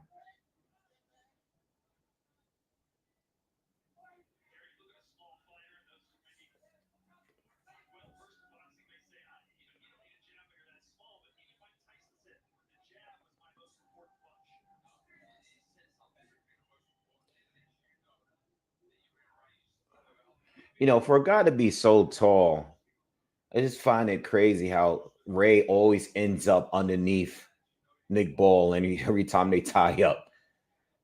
You know, they said this guy's like 8 inches, 8, 9 inches taller than Nick Ball, and he keeps ending up underneath him in these exchanges somehow. So this is a tough round to score here. This is a tough round to score. We got about just over 30 seconds. You know, again, Nick is definitely being the aggressor, but he's not landing much clean here. Just chasing him. You know, Ray has landed some good shots in this round. I don't know how they're scoring this fight. It's gonna be tough.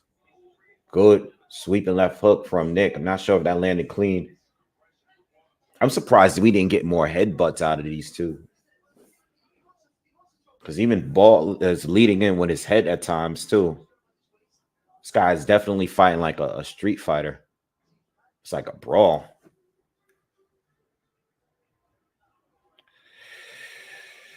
Oh, unfortunately, I think Jake Paul is going to win the fight. I think Mike is just too old to be chasing after somebody. You know what I mean? I just don't think his legs is going to be, he's going to have trouble just chasing around Jake. You know, Jake in his recent fight, like I said earlier, I just watched it yesterday. Once his fight was announced, I watched it. I realized Jake was just doing more moving, and I know it was just one round, but he was fighting like he was preparing for a fight where he had to do a lot of moving. And I just think the problem with that, and Mike being 57 years old, I think Jake Paul is gonna probably win. All right. We're in the 11th round. I think the 10th round was pretty hard to score. Probably one of the more difficult rounds to score because I like what both were doing. But again, this is gonna go down to whatever the refs like. I mean, the judges like. Ball has been extremely aggressive. I think Ray has been cleaner.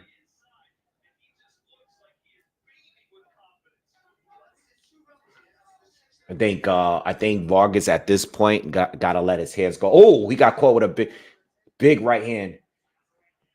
I don't think I think Vargas got to be a little bit more active these last two rounds, just in case these judges got it for Ball and his aggression.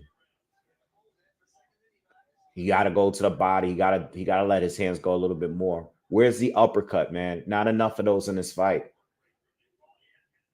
Where's the uppercut? Good body shots, but where are the uppercuts on this guy lunging in?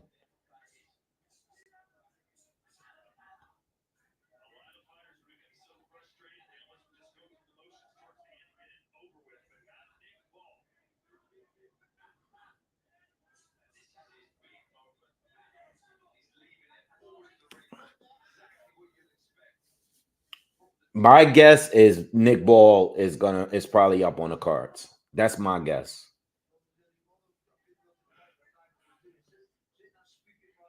That's my guess.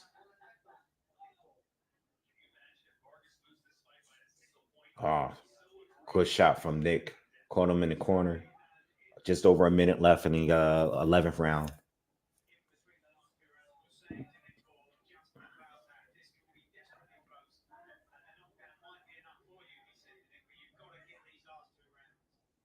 $50 to go. Vargas, you gotta let your hands go, bro. Don't give him the title. Might as well just go for it. I don't know what they telling him in the corner, but good left hook lands for Vargas. Well, the ball is caught him with a short break. Oh, got him down. That's official knockdown. Nope. Ball caught him. Ball caught him. I think he caught him with a swivel jab, man. And Ray is complaining. No, that time, that was a legit knockdown. It's 2 knockdowns. It's over. It's over. It's over. Move up to 130, bro. Move up to 130, man. You don't belong in this division. Got bullied this whole fight.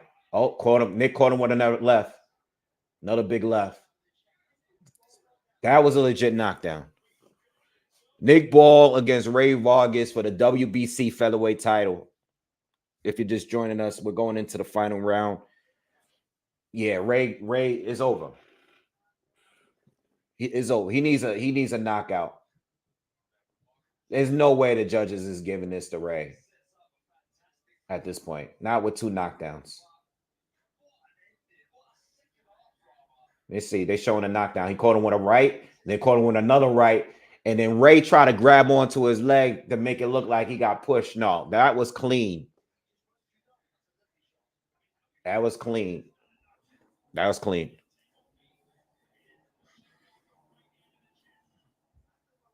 Yeah, the first one, it was because of the toss. But even on that one, there was a punch that landed. Even on that one, it was a punch that landed before he went down. But that one was a clear knockdown, like no disputing. The other one was debatable.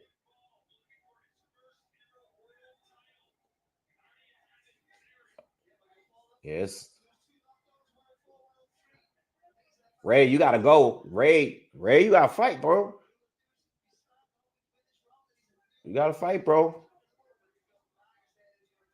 Oh, there you go. Uppercut. Nice. I see that. Okay, Ray. You gotta do something though. You gotta give him more than that. You gotta hurt this guy.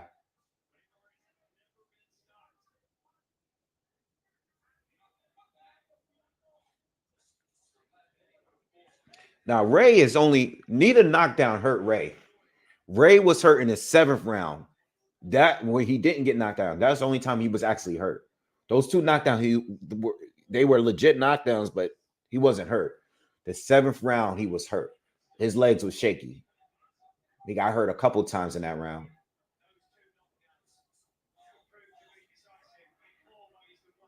Damn, Nick is still on him. I think Ray is tired. All this movement, I mean, all this wrestling and just elbows and headbutts and pushing and throwing. This guy is probably had it, man. No more. Like, go to 130, bro.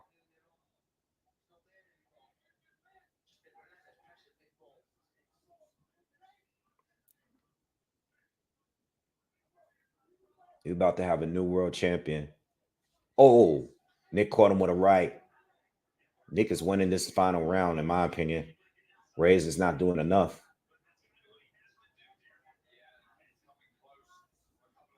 Good jab for Nick. Another jab from Nick. Nick is just getting Nick. Yo, one thing I respect for Nick, he's fighting the actual fight he needs to fight. You know, I seen this fight with what's this guy? Who's the last fighter he fought? Isaac Dobe. And you saw more clean punches in that fight. You know, they're roughly around the same height.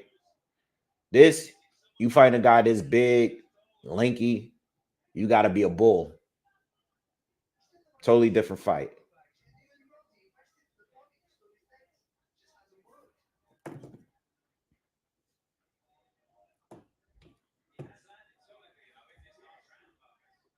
All right, closing seconds of the fight. Ray, come on, Ray. Ray didn't do enough. Ray didn't do enough to defend the title, and I think it's because I don't think he should be a featherweight no more. Yeah, Ball won that. Yeah, I got Nick Ball winning that one. He definitely won the second half. Got 2 knockdowns.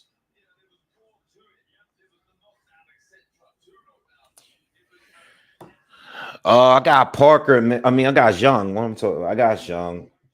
Hope Parker wins. I want Parker to win, but I think Jang's gonna win the fight, man.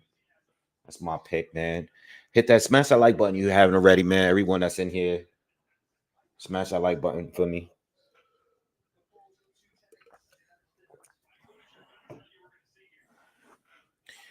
Yeah, like I said earlier, man. Ray win or lose.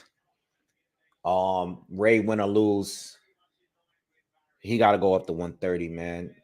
I know he lost to Foster, but he needs to be up there. He's never looked strong in this fight. Um, he hasn't fought at the division in 2 years. He's way too tall to be trying to drain himself to make featherweight at this point at this stage. Um, as far as what's next, man, I'm good with Nick Ball fighting champion. I'm good with him fighting Ray Ford.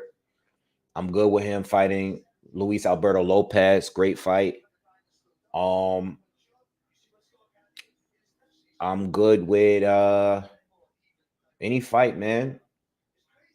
You know, I mean, I think if he fought a tall guy like Espinoza, it'd be a more difficult fight. You know, Espinoza, I think, might even be taller than Ray Vargas. Uh, Espinoza, I think, you know, he might be taller, but he looks strong at the weight. Do I have any bets? I have one. I put a little bit on Zhang winning by KO. That's pretty much the only one. That's it. Grant, thank you for the donation. Appreciate that. Thanks for supporting.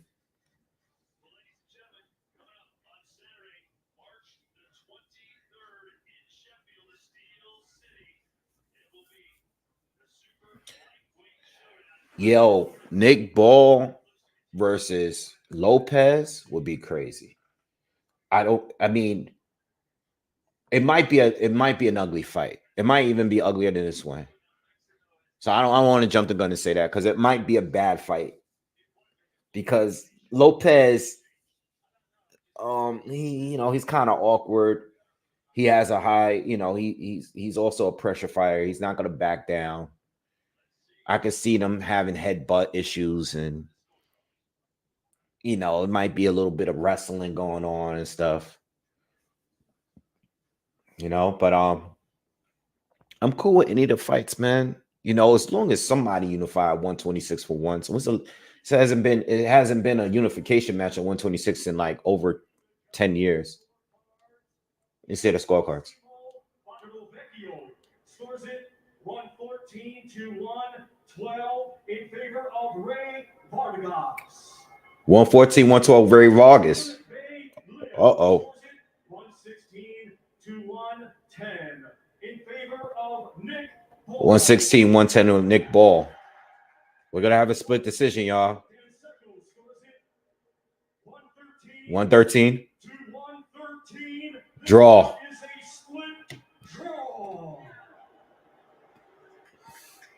I think Nick did enough to win. Split draw, y'all. Split draw. So that scorecard tells me that the judges gave Ray a lot of those early rounds, probably all of them. They probably gave Ray up until he started getting hurt.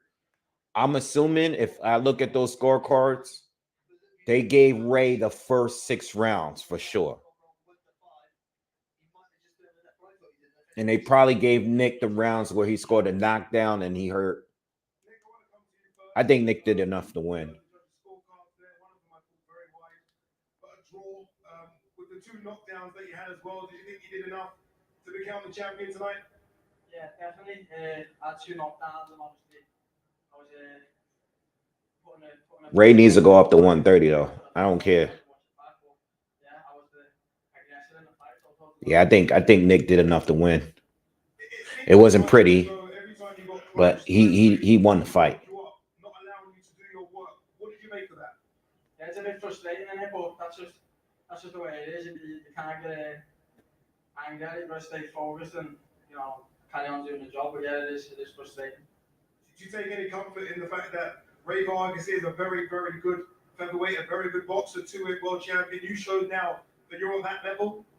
Yeah, I knew I was at that level. It's just getting the opportunity, isn't it? And to show it. And thanks to Frank, he got me, and Paul and Andrew got me to this point in my career. I've shown that. I mean, let's hope we can get that fight again. A man that can make that fight happen again. Frank obviously clearly. I don't want to see that fight again. I think Nick did enough to win. I mean, 2 knockdowns. Yeah, the crowd thinks Ball won. Frank is protesting, but I don't want to see that again. That was not a pretty fight. Well, I think the 2 knockdowns secured a win. I think Nick probably won all of the rounds in the second half, except maybe the 10th. You know what I mean? I don't know.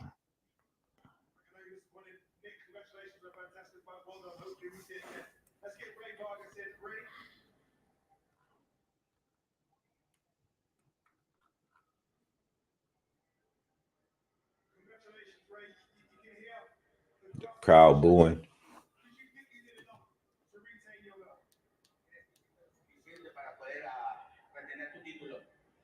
Por supuesto, venir a la casa del retador con toda su gente apoyándolo y haciendo cosas que no debe ser. Y aún así, empatando, creo que soy doblemente ganador. Of course, I mean, coming all the way here in his backyard to fight him, I mean, that shows that I got character, that I got courage. He's not in his background, though. I mean, backyard. And even though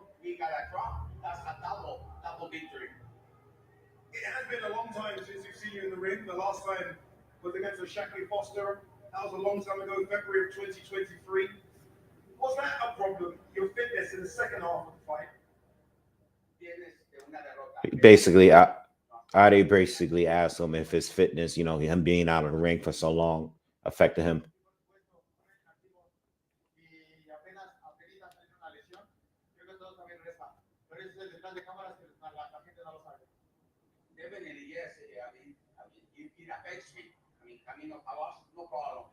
He said it definitely affected him.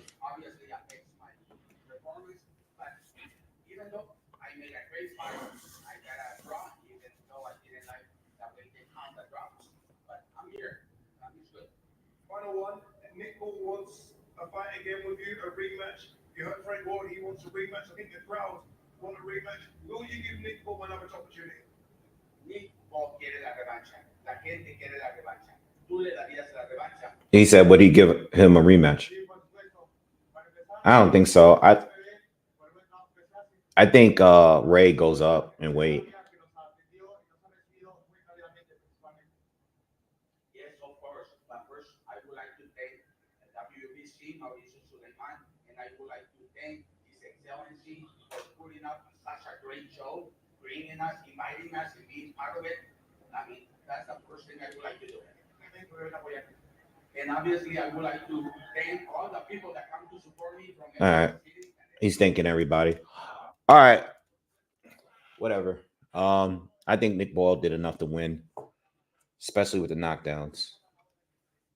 Without the knockdowns, different story, question debatable, but with the knockdowns, those are 10-8 rounds. I think Nick did enough to win.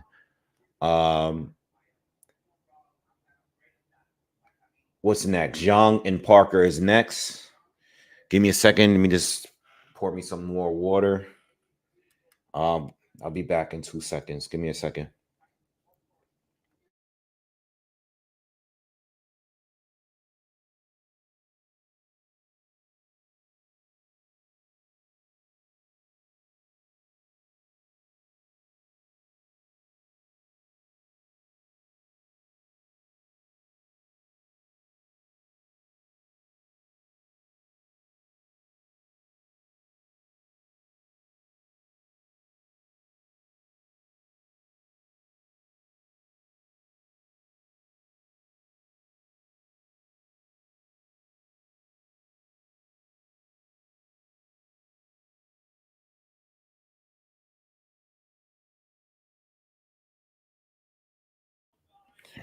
All right, we back, man. We back. All right, man. Jang and Parker. Jang and Parker is next. I got Jang winning. You know, I think possibly even by stoppage. Joe got to fight a smart fight, man. He could win, but I don't know, man. I don't know. I mean, both. Again, if you didn't watch my breakdown, I basically said like they're both coming off of wins. So they're both coming off great wins, right? But both of those opponents that they beat played perfectly into the opponent's advantage. You know what I'm saying is Joe Joyce played perfectly into Zhang. Zhang is big too, if not bigger than Joyce. Southpaw, throws the left hand, a lot of power straight down the pipe. Joe Joyce didn't have the head movement, didn't have the speed, didn't have the timing, didn't have the defense to get out of the way of it. It was a perfect mismatch for that played perfect for Jung. You know, I mean, it was a perfect opponent for him based on styles. Wilder, I don't think that Joseph Parker would have beaten. I'm not sure if he would have beaten every version of Wilder, but the way that Wilder fought in that fight, Joseph beat him. He would beat him 10 out of 10 times. You know what I mean? It's just he played right into Parker's game plan. Parker was too quick. And Wilder and this all that lateral movement, unnecessary lateral movement, trying to catch him coming in. Didn't make any adjustments.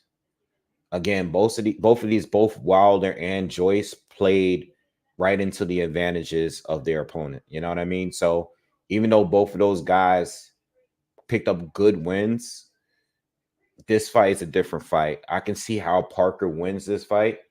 And I can see how Zhang wins this fight. You know what I mean? I personally think Parker got to play it cool, jab, move, throws to the body, move, in and out. You know what I mean? Keep his head on the line. Um, just slow the man down. I mentioned Jerry Forrest. Forrest went to the body. I know Zhang liked to say that he was, um, he was drained for the fight and dehydrated for the fight. He had health issues for that fight. Jerry Forrest destroyed his body. I mean, he went to the body all fight long. So even though Jerry Forrest got knocked down a few times, Jerry Forrest committed to Zhang's body. I think Joseph Parker need to do the same, but just be smart with it and keep moving. Don't stand in front of him. Don't exchange too much with him. Zhang, again, he's good at timing. He's a good counter puncher. Time Parker when he lunges in with the left hand, catch him with the right hand, the right check right hook coming in.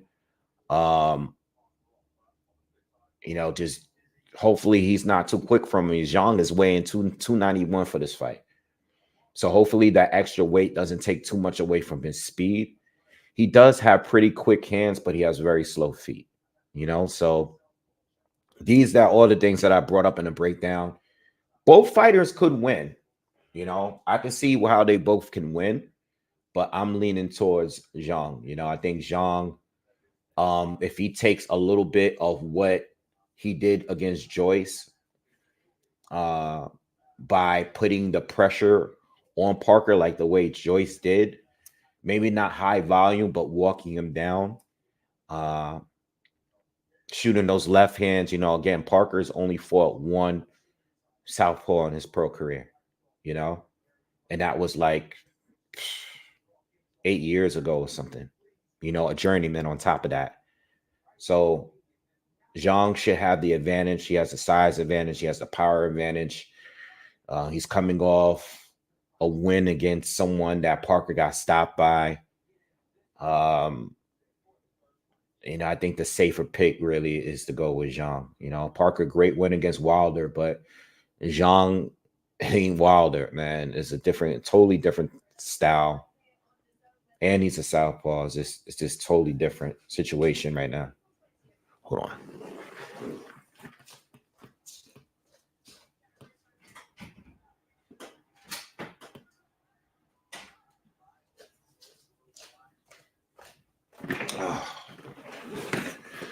All right.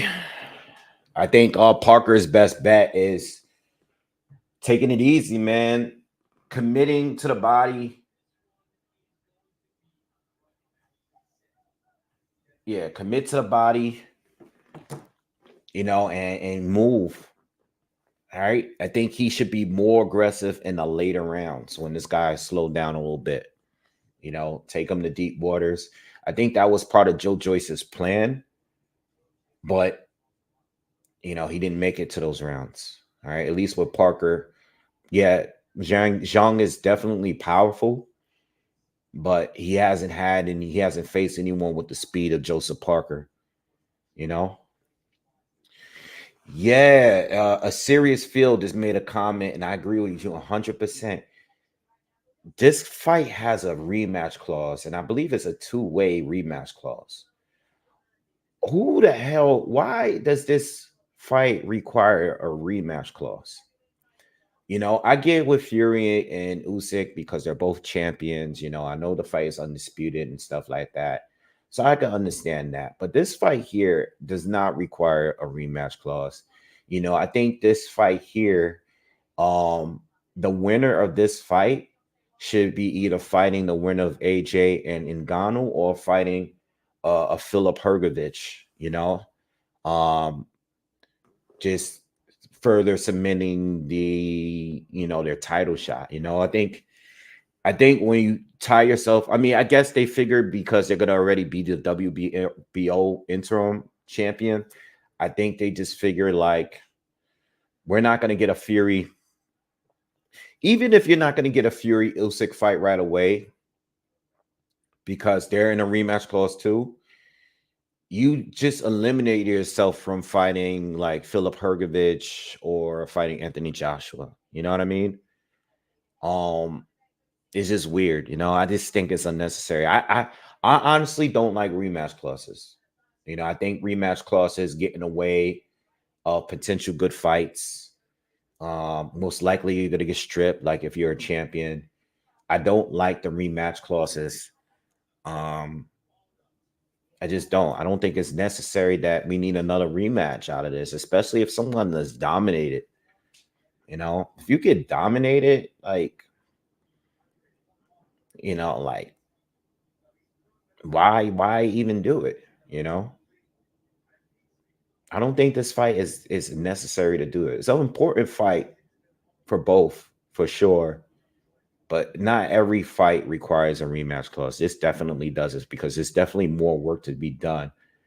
There's a lot of fighters that's right there at the top, like contender area, and the winner of this fight could be fighting so many other different people, especially if you're not going to get the Fury Usyk winner right away anyway. Most likely you're going to have to get involved in a fight too.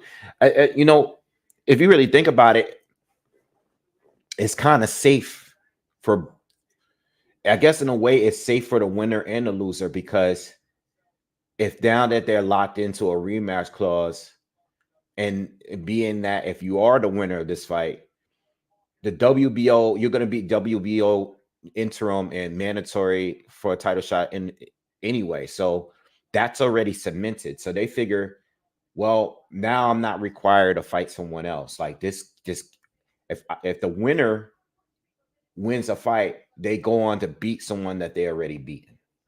And if the loser loses, they win because now they get another shot. But this is the problem. Let's say Jang wins the first fight and they go and rematch and Parker wins the second. Then what? Or if Parker wins the first fight and then Jang wins the second, it's like you could have won and moved on. Everything should be put on the line right here. I don't know. But we'll see. We'll see. I mean, again, I still don't believe that neither one of these fighters, I still don't believe that either one of these fighters are going to get a title shot right away, at least not for a while, because I think that Fury and Usyk are going to rematch each other. They're going to rematch each other. So I still believe that regardless, after the second fight with Fury and Usyk, whenever that happens, if it happens, the winner is going to fight AJ or Ngannou anyway.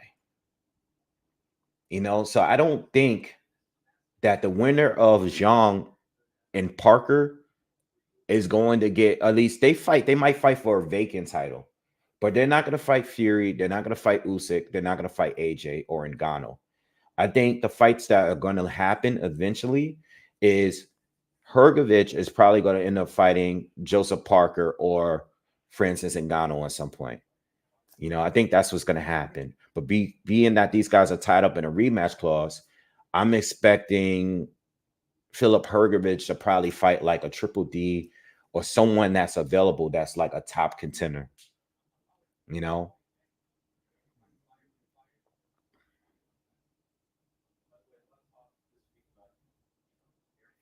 Yeah, they got to wait for them, but there's other options. You get the win here tonight. Like, do you really want to fight the same guy again? I guess these guys are getting paid. Turkey Al Sheikh probably just like we don't know what's going on behind closed doors. I just know that he's making all the fighters happy at this point. I think, yo, not for nothing, man. I think a lot of these fighters, especially the ones like in certain divisions that's popular, like this one, You know, 175, 147, one. Yeah, I think a lot of these guys are sitting around waiting to see if they can get the opportunity to fight over there at this point. Because Turkey Al Sheikh is basically the best promoter right now. Right now, he's really running the game. He's making these promoters have to work to each other. The money is so big. Like, he's like, you know what? Saudi is a big place. You know, this is like you said, somebody said this is the new, somebody said in the comments earlier, this is a new Las Vegas. It's the new Las, this is taking over. So I guess these guys are agreeing with whatever Turkey wants to do. And him being a diehard boxing fans, he's making the right fights happen for the most part.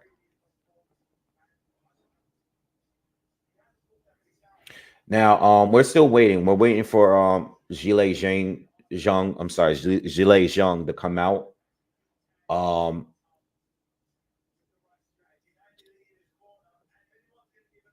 was I about to say? I want to talk about Anthony Joshua and Francis Ngannou a little bit, right? Because I want to. This question has been asked, and you know, I've seen this question asked to like other people.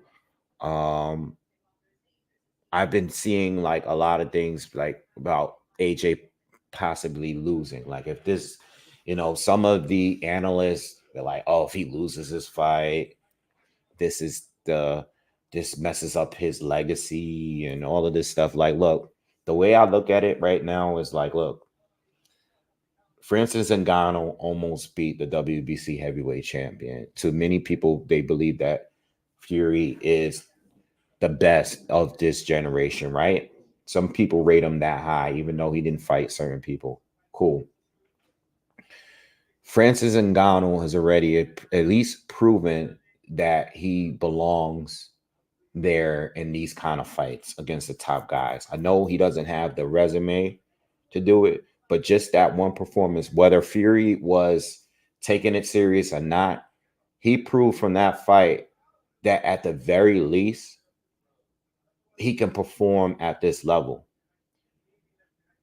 If Joshua loses this fight tonight, of course, it's a hit on his resume and his legacy from losing to an MMA guy. That's why it's very important for Joshua to win this fight tonight. But you also got to understand that if Ngannou could have that performance against Fury, right, and then beat Joshua too, that means he clearly belongs in boxing.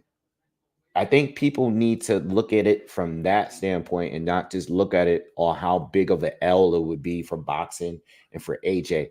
If Francis Ngannou can make the switch and perform this well, that means he belongs here.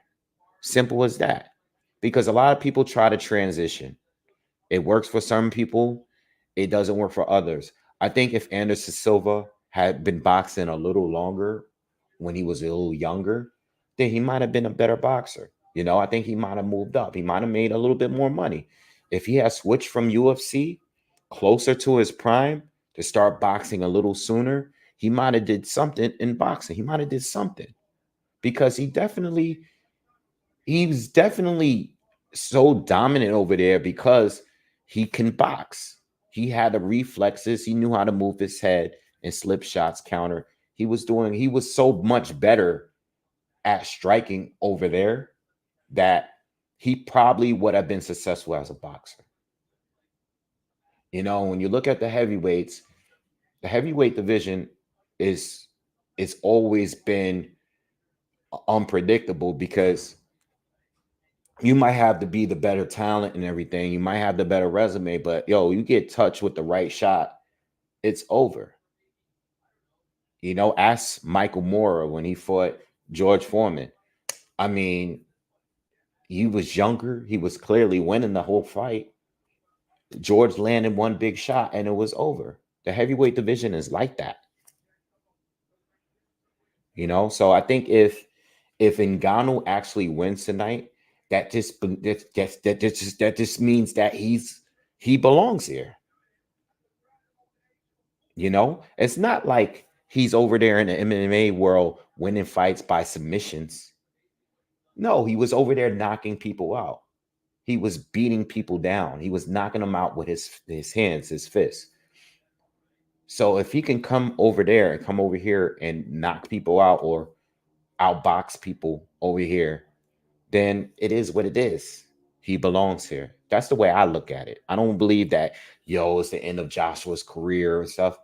I mean, yeah, it might be if Joshua decides to retire and maybe the loss is too much for him. It might be, but I don't look at it like as a blow for boxing, because I think anything that happened in the heavyweight division, especially when you got that kind of power, I think sometimes certain fighters, I said this, maybe not in the breakdown, but I said this in a video where I was talking about this a long time ago.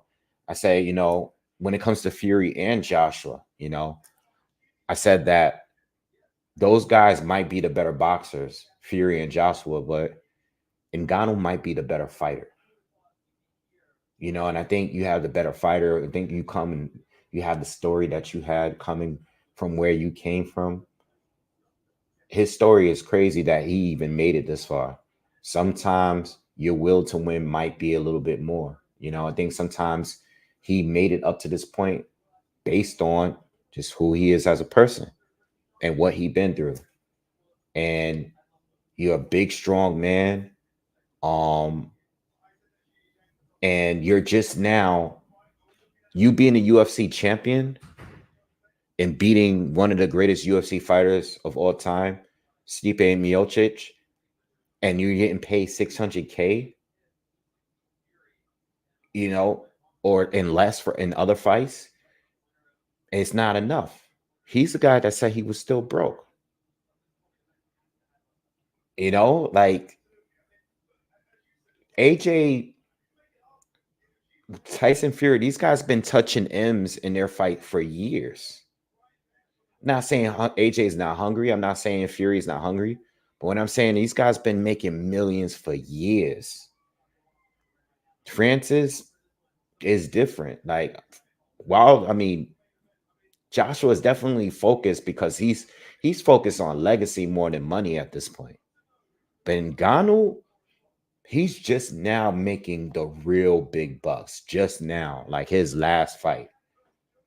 So he might be a little bit hungry. So I don't look at it as a big L if Francis is the win. If Francis just is the win, it's because he's a better fighter.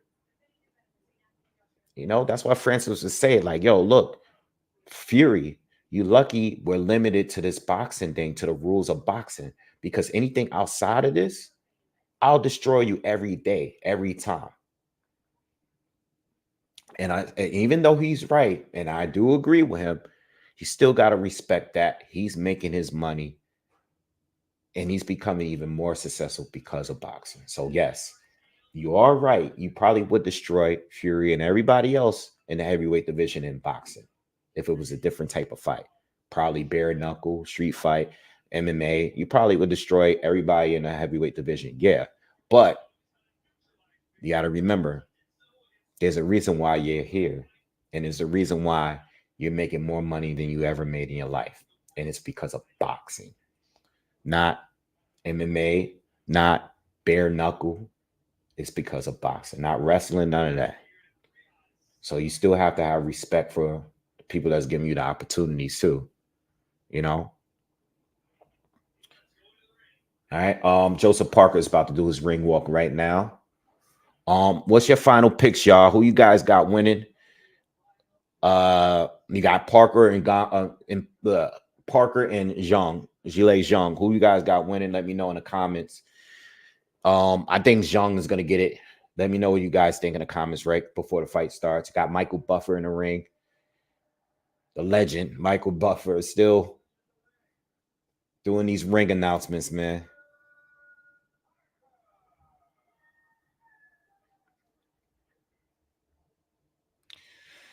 Maker, to answer your question, man, I don't know.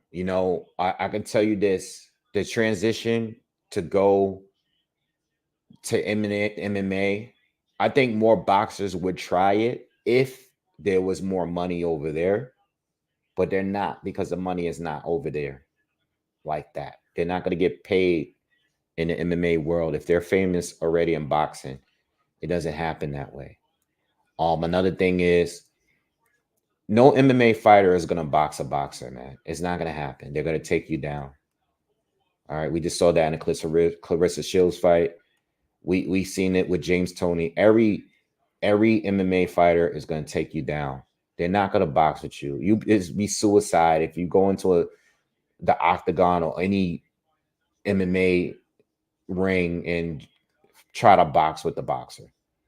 You got to do the takedowns, get them on the ground, submit them, choke them out, whatever. All right. All right. What do we got on these picks? Zhang, we got Parker. Zhang by KO, Parker by UD. Richard says Zhang. Parker on points. Parker, UD.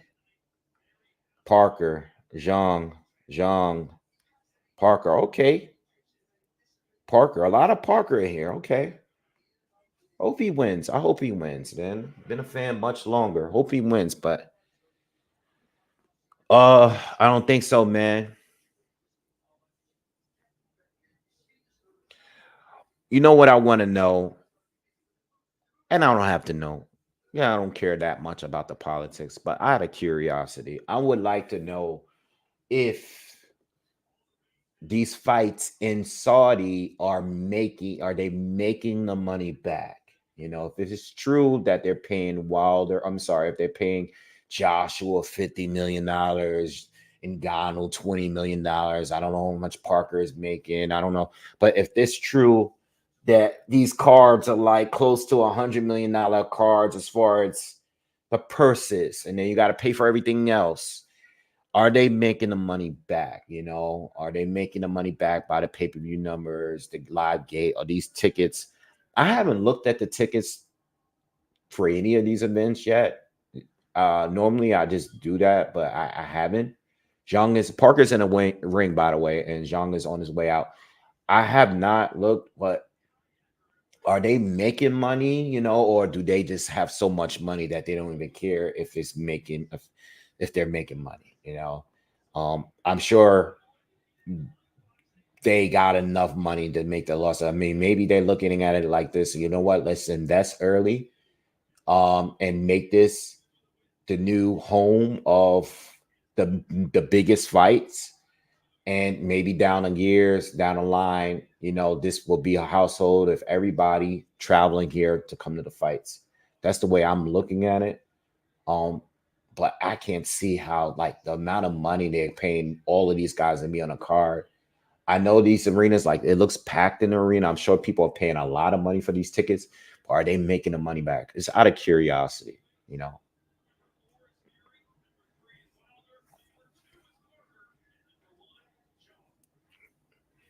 I mean, I'm just happy that they're making the fights happen. You know, I am happy. You know, I think I'm glad somebody's doing it. They're forcing the promoters to work together. I love it. You know, I love it. You know, hopefully in some other divisions we can get it going, but I don't want it to also, like I said before, I don't want it to be where it's like, all right, well, now all of the fights that we want have to happen out there for us to see the fight, because they've been doing great with the heavyweight division. They've been doing a phenomenal job with the heavyweight. When it comes to the heavyweights, they've been doing a great job. You know, there's still fights we still want. No, I'm not. Hi, I'm sorry, brother. I'm not dropping a link for the live commentary. Um,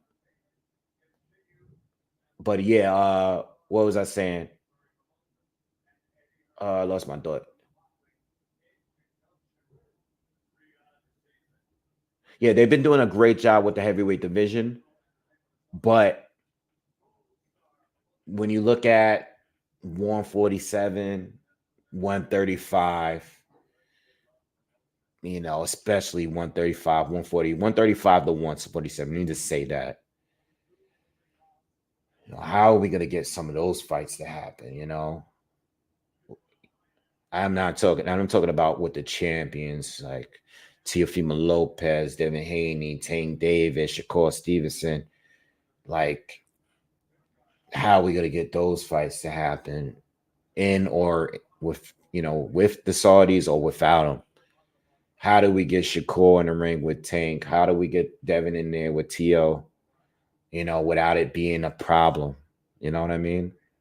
Um, I'm surprised we're even getting Devin Haney against Ryan, and I'm still unsure whether or not that fight even happens. You know, I still think it's questionable.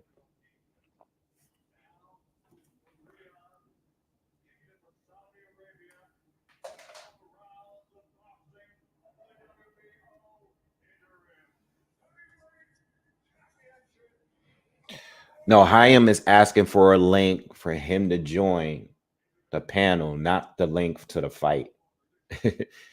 He wants to join the panel just to talk, not not for the not for the fight.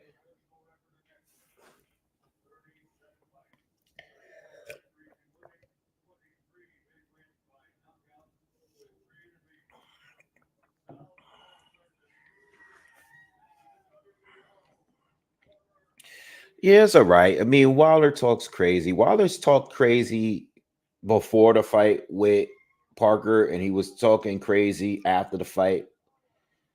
I heard his a little bit of the 78 Sports interview where he was just pretty much saying that Joshua was happy that he lost the fight because he was scared of him anyway. Like, the dude signed to fight you. All you had to do was win your fight, bro.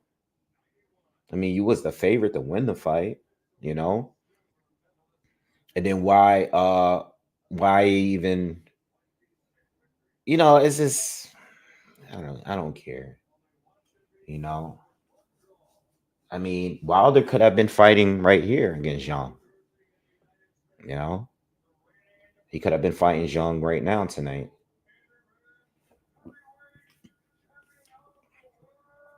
So, Wilder, I don't know what's next for Wilder. Uh I just know that style that he's fighting, that he fought in his last two fights, isn't the right style for him. I think he should be lighter, because he'd be quicker and stuff. But I think that just circling the ring and waiting for someone to lunge in, it doesn't work with everybody.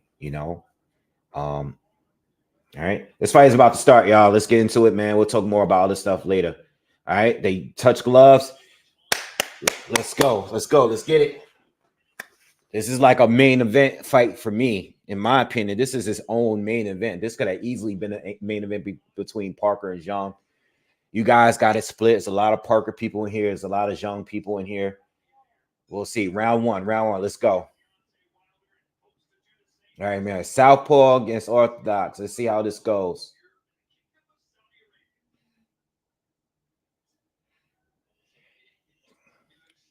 All right, Zhang comes right out. Parker, a lot of upper body movement, a lot of changing levels. No punches thrown so far.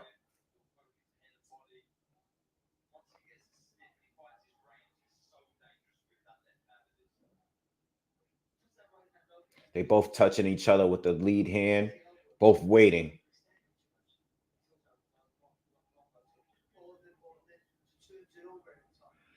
Zhang hasn't even thrown a punch yet. Oh, there he goes with a jab, misses.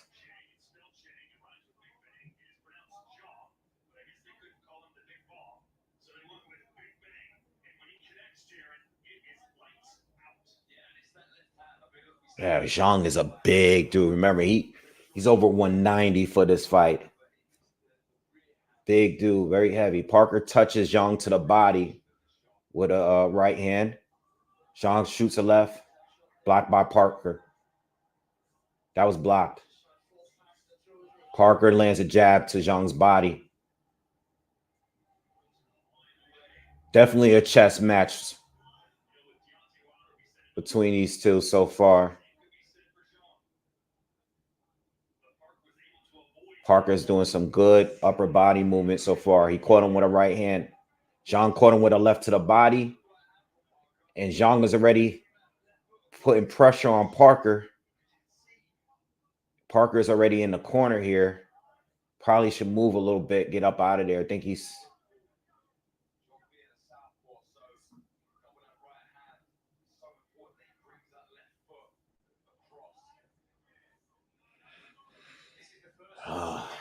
Good jab from Zhang lands. Another jab from Zhang lands. Another jab from Zhang lands. Zhang is landing some good jabs here. Crowd's really into the fight. Parker lands a jab to the body.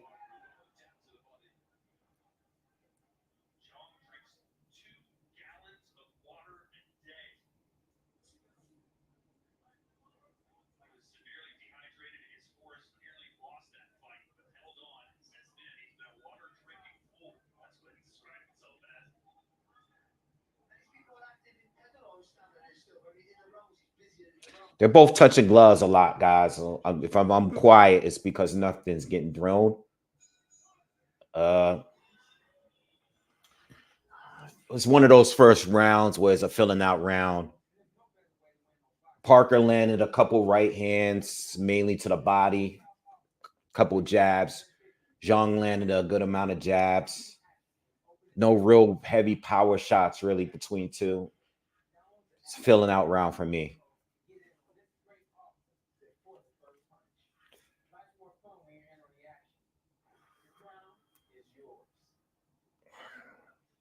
All right, filling out. Round could go either way. It could be a 10-10 round, whatever.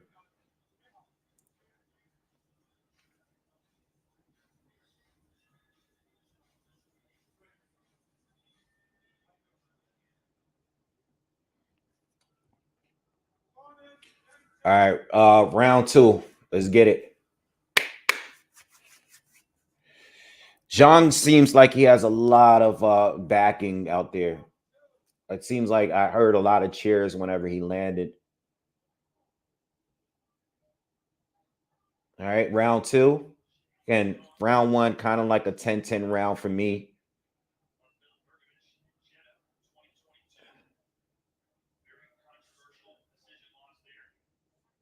Parker sneaks in a right hand to the body of Zhang. Zhang shoots a straight left up top. Connected, but not that clean.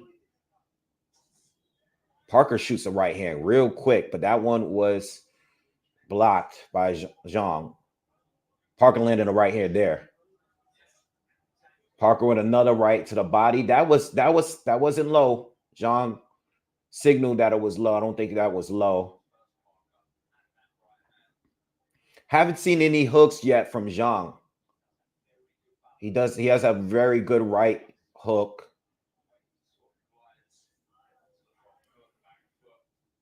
Nice little chess match between the two of them so far. Again, no big heavy shots landing from neither yet. Mainly jabs. Overhand right from Parker. Not sure if it landed clean. It didn't look like it did.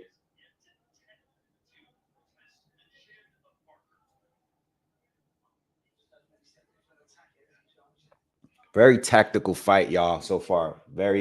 Both guys think Joseph is letting Zhang get a little too close. But Zhang is waiting to counter. It's not leading much. Caught him with a check right hook right there. And Joe, I think Zhang thinks he was hurt by that.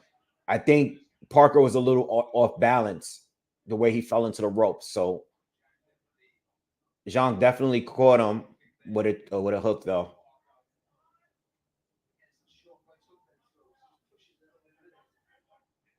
Might have been pushed, yeah. Parker lands a right to the body. 50 seconds left in the second round. Oh, I heard the crowd. I missed the shot, though.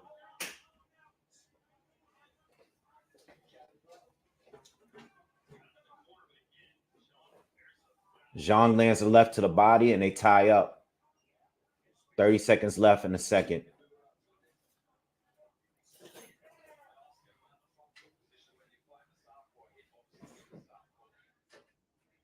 Parker with another right to the body. He's been committed to the body. I think he should. I think that's the best game plan. Commit to the body so far.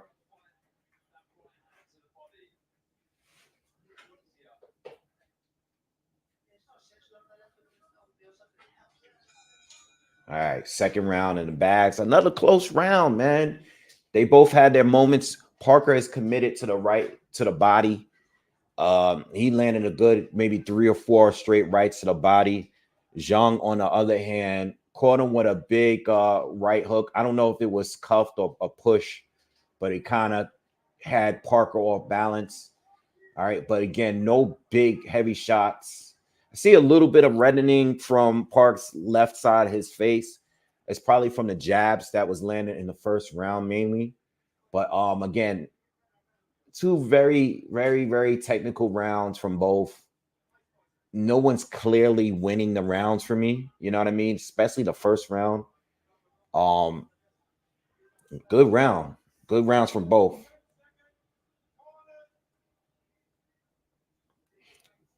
I think Parker is a little close at times, but Zhang hasn't taken advantage. Zhang has been less volume from Zhang. I think Zhang is expecting them to depend. I guess he knows they're depending on him getting tired in the second half. So he has not been outside of the jabs. Hasn't been throwing many power shots. All right, but he starts his third round landing a jab on Parker. He seems to be picking up the pace a little bit, and I'm talking about Zhang. He's been throwing a few more jabs early this third round than the previous round. Shoots the left hand, missed, and the ref has to separate them. Parker tried to sneak in an overhand right, but is blocked by Zhang. Good right hand to the body. Probably best shot from Parker so far. And he lands a left hook to the body as well. He's committed. Parker's really committed to that body in this fight so far. Good right hand from Parker. Okay. Starting to heat up a little bit. Zhang is now starting to press him a little bit. Shoots the left hand, but Parker blocked it.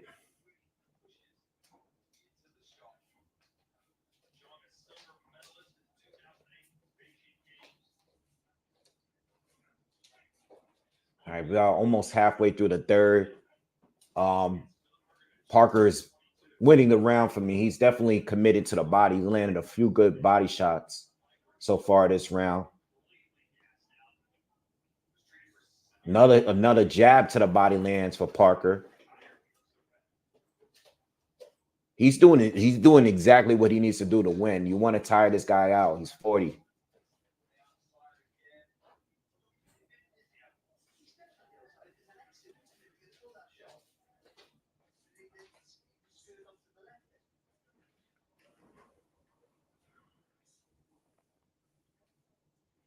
Oh, Jean caught him with a straight left and knocks down Parker.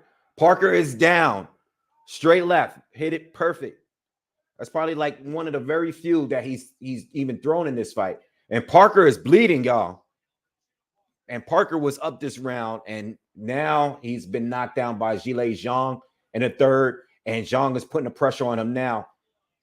I think Parker's hurt, y'all. Zhang got him in the corner. Zhang landed a left to the body, and Parker is bleeding in his nose right now. Damn, Parker was winning the round.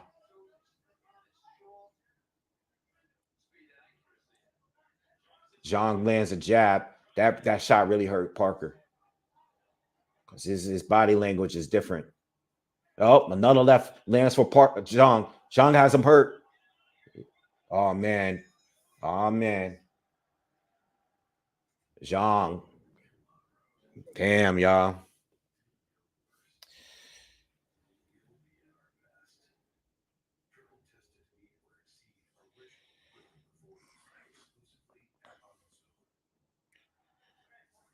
Well, thanks, Titus. I'll do my best when that fight starts. I appreciate it. Yeah, that left hand came out of nowhere, man. It was just like the shot I was just saying with with George Foreman and Michael Moore. I was just talking about that fight. That left hand was just perfect. He hasn't thrown many of the left hands in this fight so far. It's just mainly been jabs. And then he trapped Parker in the corner, caught him with an uppercut, caught him with a right hook. And now that I don't know, the momentum is different now. It's been kind of slow into that third round. All right, let's see how it goes. Jang is definitely he's putting his hands up. He's trying to he's coming out starting this fourth round quick, man. He's already landed 2 heavy jabs, snapping Parker's head back. Parker is getting assaulted with jabs right now. Jang landed another left hand. I don't know, y'all. It doesn't look good for Parker right now. Oh, now Parker's getting hit with everything Jang is throwing. Parker can't get it out of the way of these left hands now. Parker goes back to the body, but Jang just can't miss.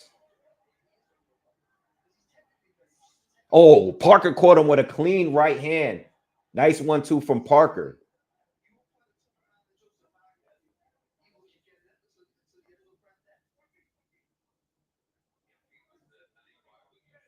I'm not sure if Parker's still fully recovered from that last round. Parker comes in, throws in two hooks, and Jang just waves it all like, that's all you got? Nice jab from Parker.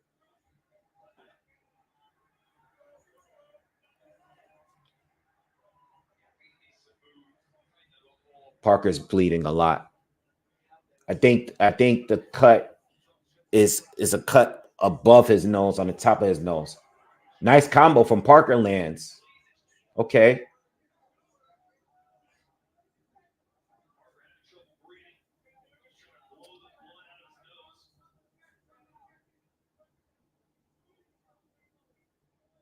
All right, 1 minute to go on this fourth round. Still anybody's round here. Parker's fighting back now. All right, he threw a right to the body. Another right to the body lands for Parker. Jang says it's too low. Ref warns him. Pick it up. Didn't look that low. That's probably like the third time Jang complained about a shot being too low.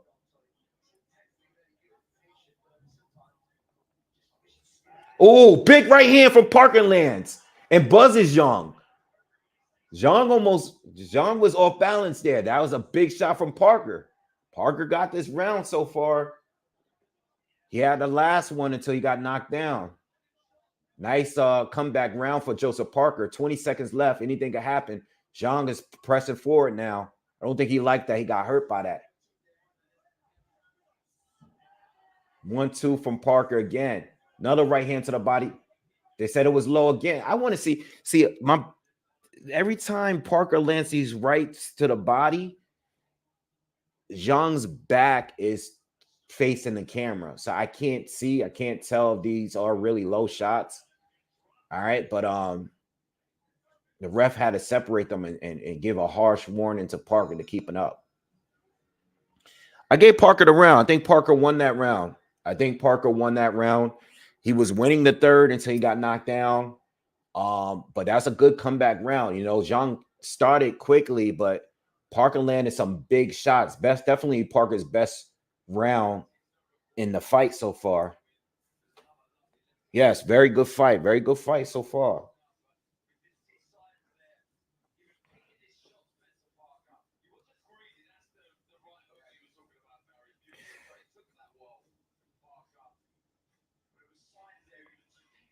Oh, yeah. Let me take this down. Hold on. Give me a second.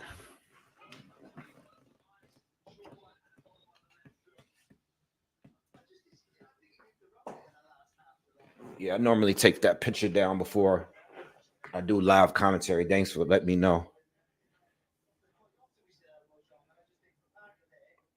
All right. Yeah, I think the winner of this fight definitely deserves a shot at the main, but they caught up in a rematch clause with each other. So You know, I don't know if that's gonna happen. All right, but I gave Parker that fourth round for sure. Oh, Jang caught him with a right hook, clean, to start this fifth round. I think the two first rounds are a toss up. I think obviously the third Jang won because of the knockdown. Joe definitely won the fourth to me.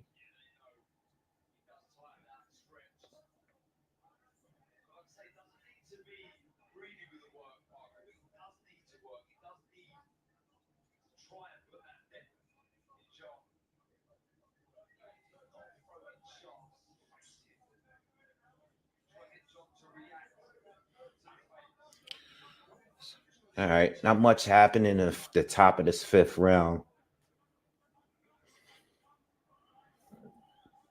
Excuse me. I actually expected Parker to move a little bit more. I wasn't expecting Parker to stand right in front of Zhang the entire time. You know, I figured at certain moments of the fight he would, but even at some points, Parker is coming forward on Zhang. But Zhang is looking like he's waiting for the counter. You know what I mean? Good jab from Zhang. Nice jab to the body from Parker, and a right hand to the body from Parker.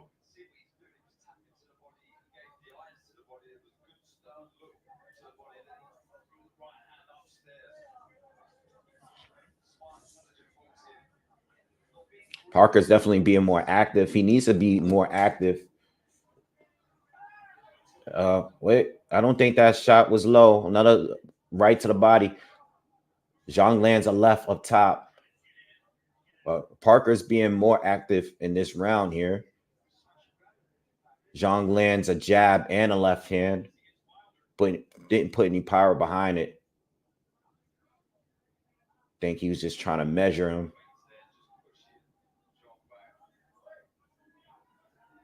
30 seconds left in the fifth round.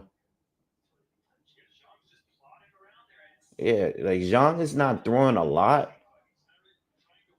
It's just, Joe caught him with a clean left hook right over his jab.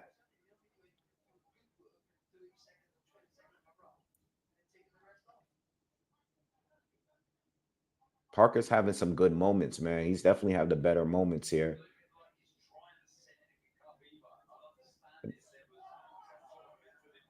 Left from Zhang, but Parker counters him with a better right hand. And I have to give the round to Parker again. All right, we're going to the sixth round. I think Parker won the fifth and the fourth. Zhang obviously won the third because of the knockdown. I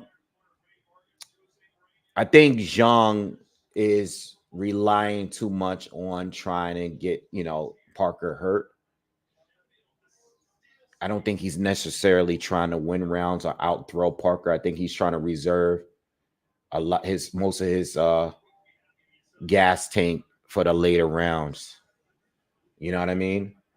I think Parker has definitely been more active than Zhang. Zhang is definitely the bigger hitter, obviously, but he's not throwing a lot, and he's usually not throwing a lot. He usually doesn't throw too much. All right, we're in the sixth round.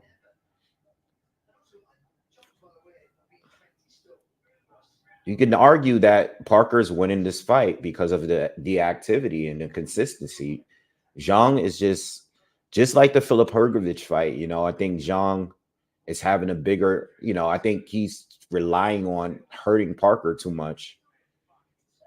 And his volume is so low.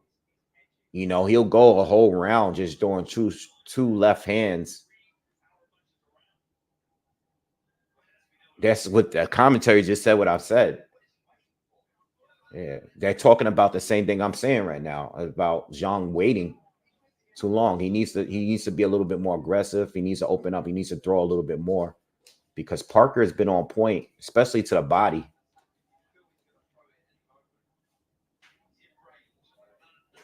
Parker could keep this up and not get knocked out, he could win on points. Nice jab from Jang. He tried to step in, but they get tied up.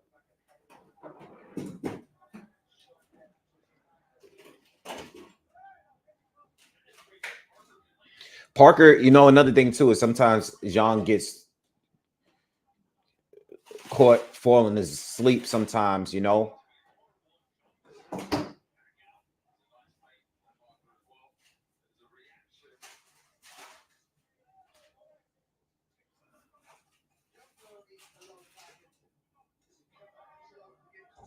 Good right, good left hook to the body from Parker.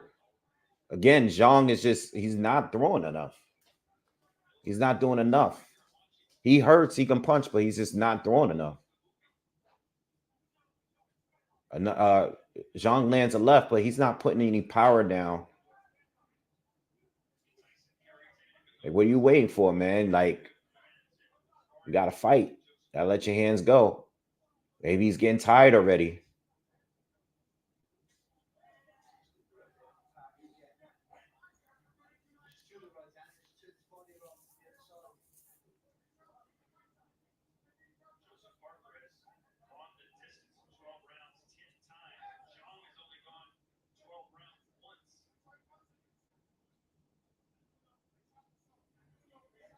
Zhang is just waiting. But he's not even countering that much. Yeah. Commentary saying the same thing. Zhang is just, I don't even know if he got the same kind of sting on his punches. Maybe he's too heavy. Parker's definitely winning the fight. I think the first 2 rounds are questionable, but that the last 3 rounds have definitely been Parker, just based off activity alone.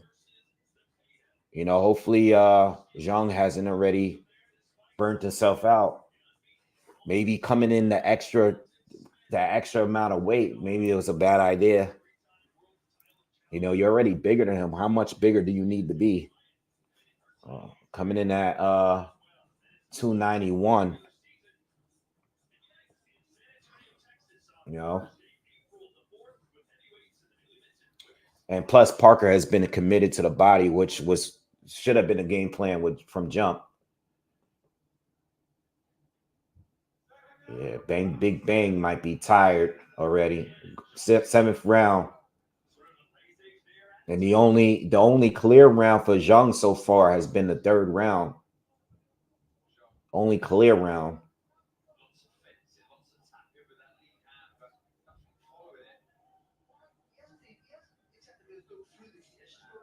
Right hand from Parker, but that was blocked from Zhang.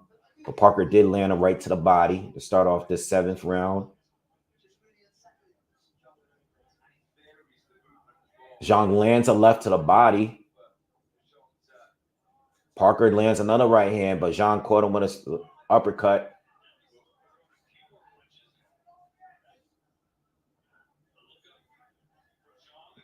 Parker got him to the body again.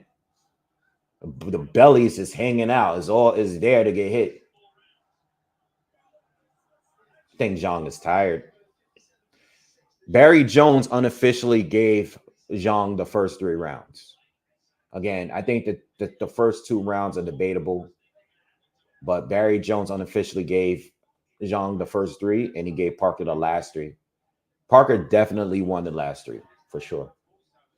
There's no way you could score those rounds with Zhang. Good right hand down the middle for Parker lands.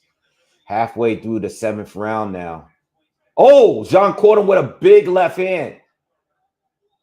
That one hurt, but Parker took it.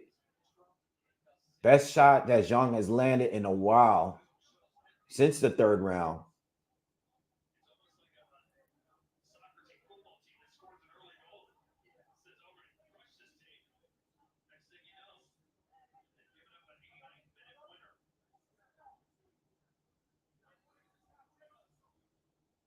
All right, 1 minute left in the 7th round.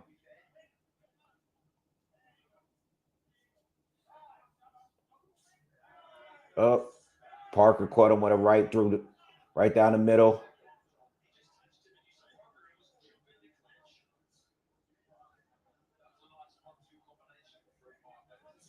Parker's throwing right hands right down the middle.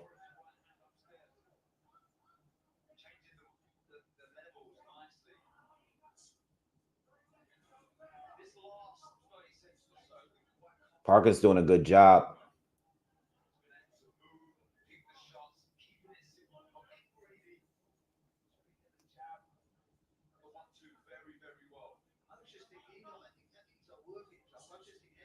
Good, quick, short right hook lands for Jang. Nice counter.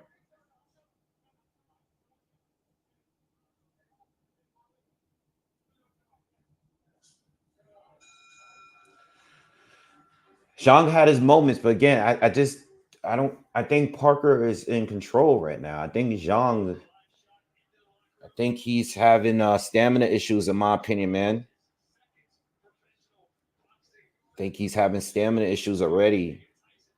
He's just not throwing enough, man. You know, I think he needs to do a little bit more to secure these rounds, in my opinion. That was a better round for him, but you know, Jang is just you can't win the round just by landing one or two shots. You know, I think he needs to do a little bit more than just landing one or two shots here. You know what I mean? Um, what do you guys have it? Let me know in the comments. How do you guys see it going so far? Does anyone think that Jang is winning the fight? If you guys are watching the fight, for the ones that's watching the fight, do any of you guys have Jang winning? I think Joseph Parker is winning the fight. All right. All right. We are in round 8. Jang got to pick up the pace. Oh, big, huge shot landed by Joseph Parker. That was a big shot from Parker. Jang ate it, but I mean, man, overhand right landed clean, and Parker got right underneath him when Jang tried to counter. Parker, nice combo to the body just now. Parker is going off, man. He's starting off this 8th round serious. He ain't playing around. He's not playing any games. And Jang is just, again, I'm starting to get frustrated with him just complaining to the ref about anything. It's a sign of frustration, man. Too heavy, not enough volume. Oh, nice overhand left from Parker.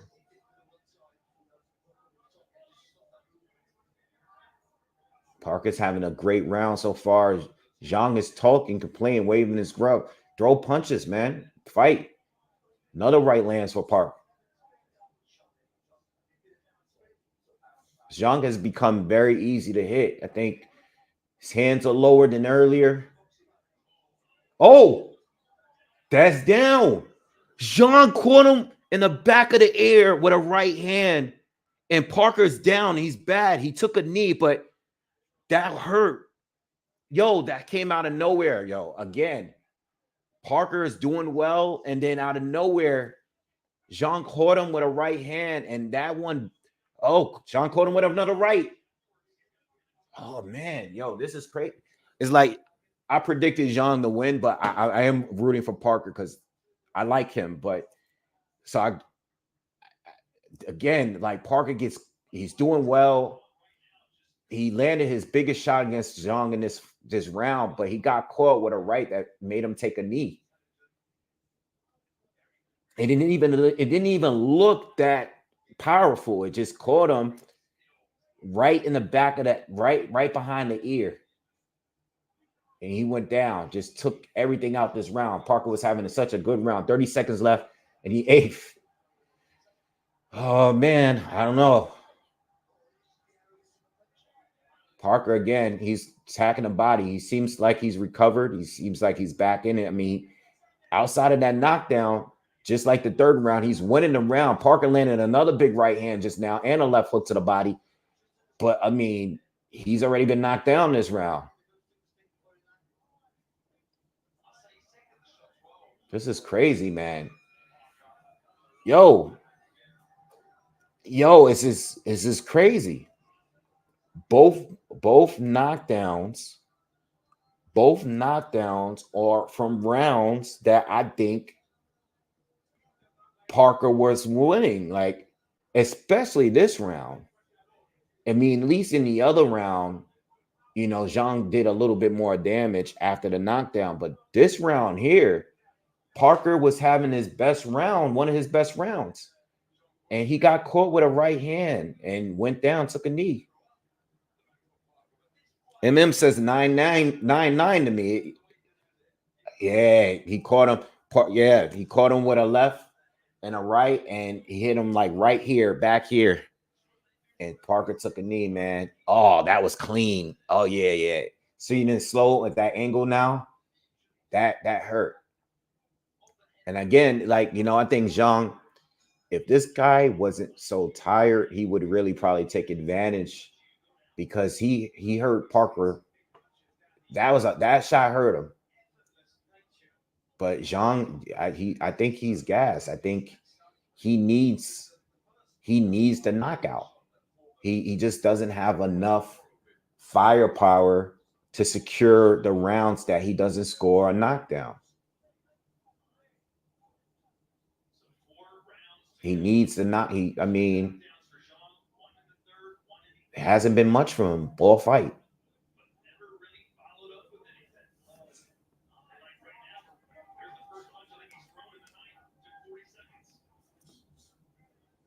I don't know. I don't know what Joe. Joe's landed a few big right hands on Zhang. It just hasn't been able to hurt him. But it's just gonna be. This is coming to be a decision fight, and I think even with the two knockdowns, I still think Joseph is probably winning this fight. He's probably winning this fight, depending on the first two rounds. If the judges gave the first two rounds, which I think were like damn near 10-10 rounds, if they gave those two to Zhang, and if he gets the third and the eighth for the knockdowns, then he's winning because it would be scored 4-4. But then there's knockdowns. All right. Again, this ninth round here, we got just over a minute left. I think Parker is winning, but it's not much happening this round. It's kind of a lighter round. Zhang, again, is not doing much. Parker's landing a right hand through the guard here and there, but it's not much happening. Slow around. Zhang got to pick up the pace, man. This is a problem. This is a major problem. Even if they have a rematch, whether or not they have a rematch, Parker back attacking the body again. Oh, Parker caught it with a big right hand up top. Another one.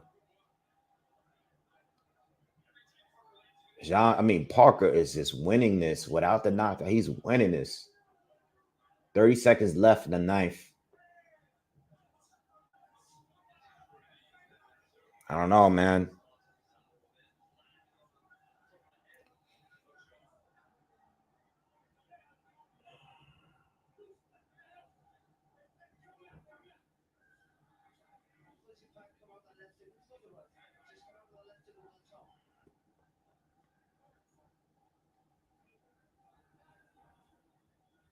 Ah, man. Another round.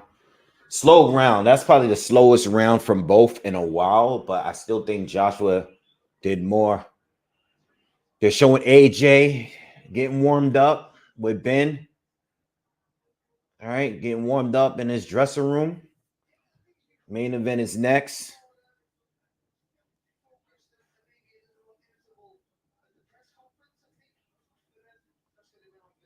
I don't know, man. Something needs to happen. I think Zhang definitely needs to pick up the pace. If Joe can just not get knocked down again for the next 3 rounds, I think he wins on points, man. I think it's pretty clear for me. If you guys see it any other way than I do, let me know in the comments if you are watching a fight. I think Parker got it, Jang is just not doing enough, man. I think he needs to cut down in the weight a little bit, man. Try to get down to like 275. That's too much weight.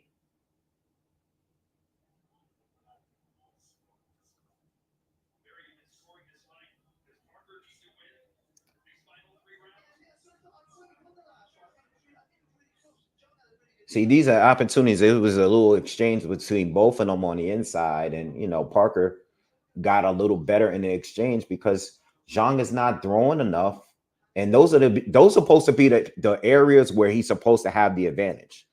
Any analysis will tell you that Parker, don't stay in the inside too much, but Zhang he's too tired to let his hands go.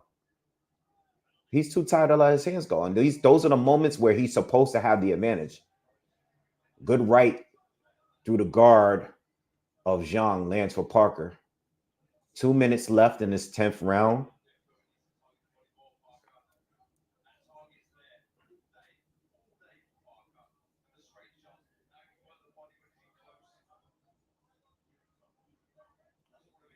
And another thing was Zhang, when he did knock him down, he was cheering and throwing his hands up like he won the fight, celebrating too early.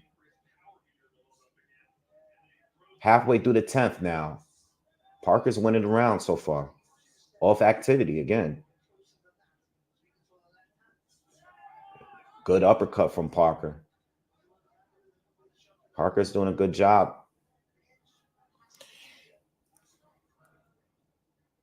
Parker looks quick, man.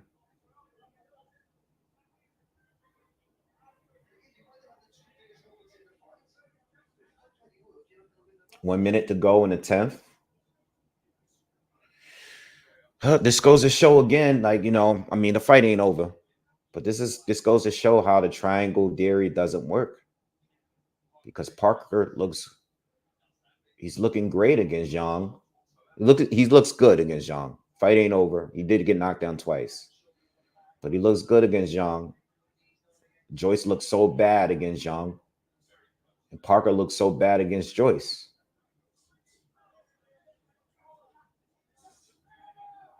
Parker's just beating him off speed and activity now. And this is all he has to do. That's all he has to do. Because Jang don't have nothing left. And Joseph is coming forward now. Yeah. Commentaries are saying the same thing. He's coming forward. His confidence is up. And this is the way you look in the championship rounds like this. You want to, he got knocked down twice. But he's the one that's in control of the fight. Julian says Parker may be the best athlete in the heavyweight division. Yeah, he's up there. Again, I don't know how they got it scored. I don't know how they have it scored, but I don't think that you can give. I don't think you could give Zhang any more than 4 rounds tops. The knockdowns do count, but I don't think the rounds here are that easy to. I don't think they're that difficult to score. Yeah, definitely smash the like button if you haven't. If you're here, everybody hit the thumbs up for me. Appreciate it. We're in the 11th round. Okay. Barry Jones unofficially has it 94-94 for, well, it's a draw. He gave the first 3 rounds to Zhang and gave him the 8th. Every other round, again, like I said, you can't give Zhang any more than those 4 rounds. And I think the first 2 are debatable. Good right hand from Parker here in the 11th. Zhang needs a knockdown, I think. He needs something that's going to change. He needs something that's going to give the judges to think about something. By the way, watch the draw. Watch the draw. You remember, these guys got a rematch clause. Watch the draw. Just saying, I'm just calling it early just in case.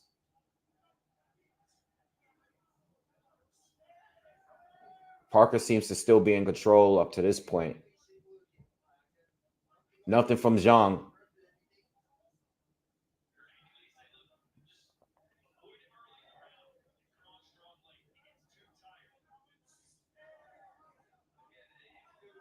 And Parker is outworking him, but I'm not gonna lie. It's not like Parker is. He's not even landing that clean. A lot of the shots he's throwing are getting blocked by Jang, but it's the fact that he's letting his hands go. Jang is just literally waiting for the one perfect shot and nothing else. He's just not throwing. Like he's not even throwing jabs like that.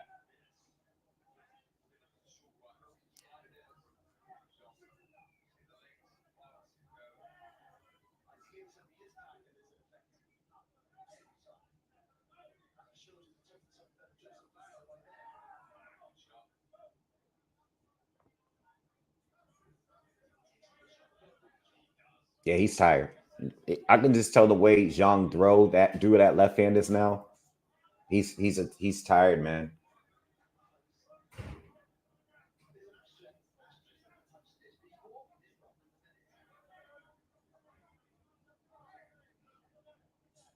Nice feints from Parker. Zhang caught him with a left to the body. I mean, that's probably like the second left hand he's landed to Parker's body in this fight. Zhang is just, I'll tell you, I don't know what the outcome of this fight is going to be, right? Because we still got a round left, but Zhang his stock has definitely dropped from this performance simply because whatever you thought of the Jerry Forrest performance, we're right back to that, because Zhang's activity is just too low. I mean, this is pathetic, and it's taken away from the fight. It really is. This is a great matchup. But this is not the performance I've seen against Joyce. This is not even a performance I've seen against Hrgovic. You know what I mean? The guy definitely has power, but I mean, the volume is just way too low. I mean, he's literally throwing a few punches around. Like, what's going on? This wouldn't be competitive without the knockdowns, because those rounds would have been Joseph Parker rounds too.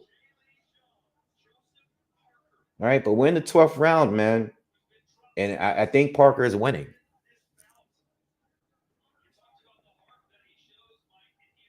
Even if I gave Zhang the first 2 rounds, I still have Parker winning. Something needs to happen for Zhang now. Whatever he has left in the tank, he needs to unleash it right now. I can't see him getting any more than 4 rounds.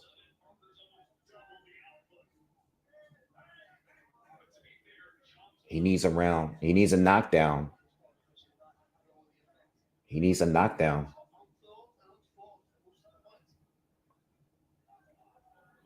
Or at the very least, he needs this round. Parker still jabbing to the body. Nothing from Zhang yet. 1 minute into the 12th. See, we've been getting some crazy. Let's see if we see something crazy happen in this 12th round. Good right hand from Parker.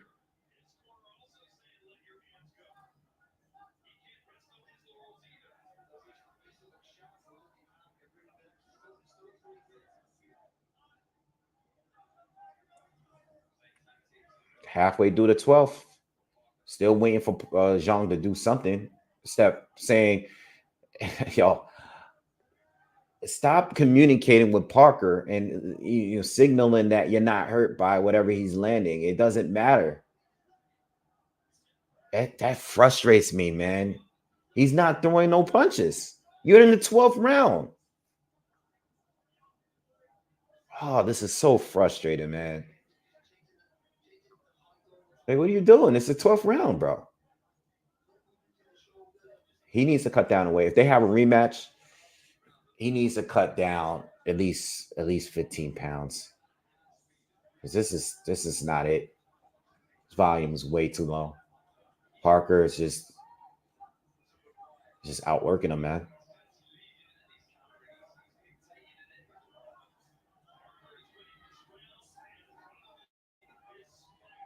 Yeah, Parker is winning.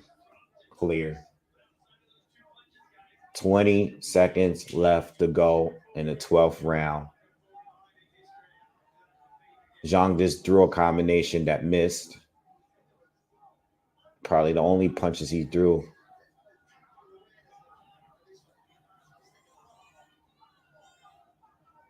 This is a terrible performance from him.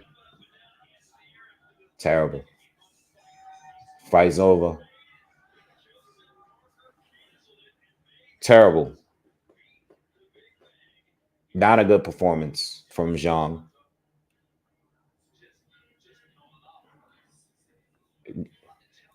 Guy didn't throw that many punches at all.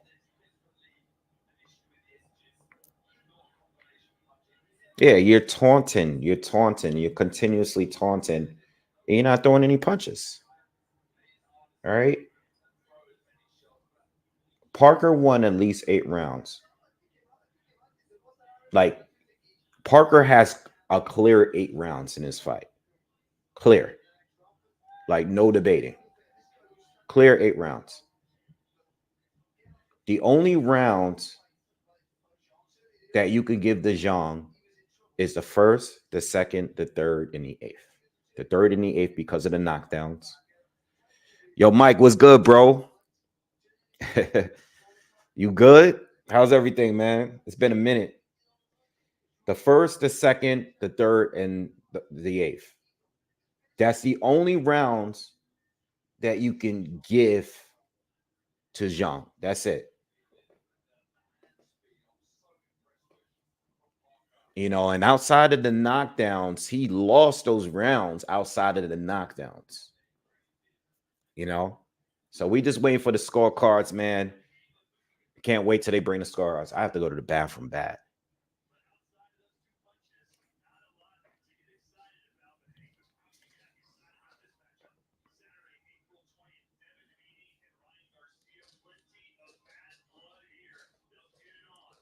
Is all right, before the scorecards be read, what does anyone here believe that there's any other rounds outside the first, second, and third, and the 8th that could go to Jang? Is there any other rounds? Did anyone score any other rounds for Jang outside of those 4 rounds? Let me know in the comments. Is there any rounds there? I personally don't think it was that hard to score. I think the rounds were pretty clear. I think the most difficult rounds to score for me were the first 2.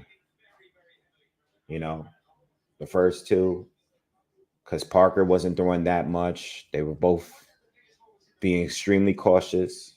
Jang wasn't high volume, you know, but he was sharper at that point. So I can see why he you know, people are giving him the first 2. That's cool. All right.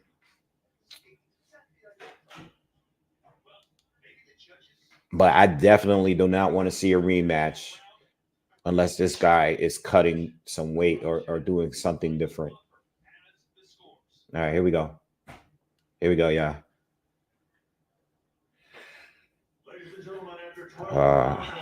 Here we go.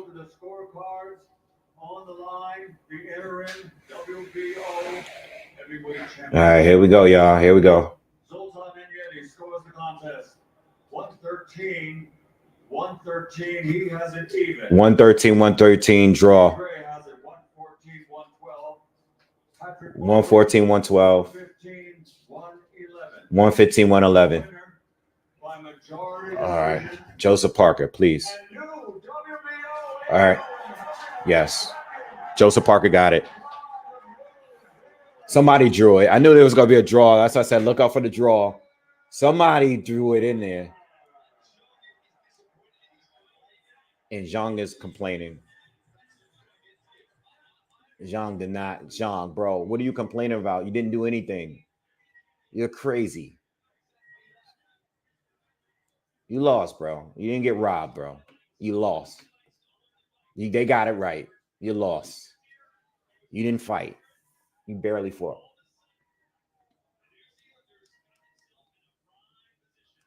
All right.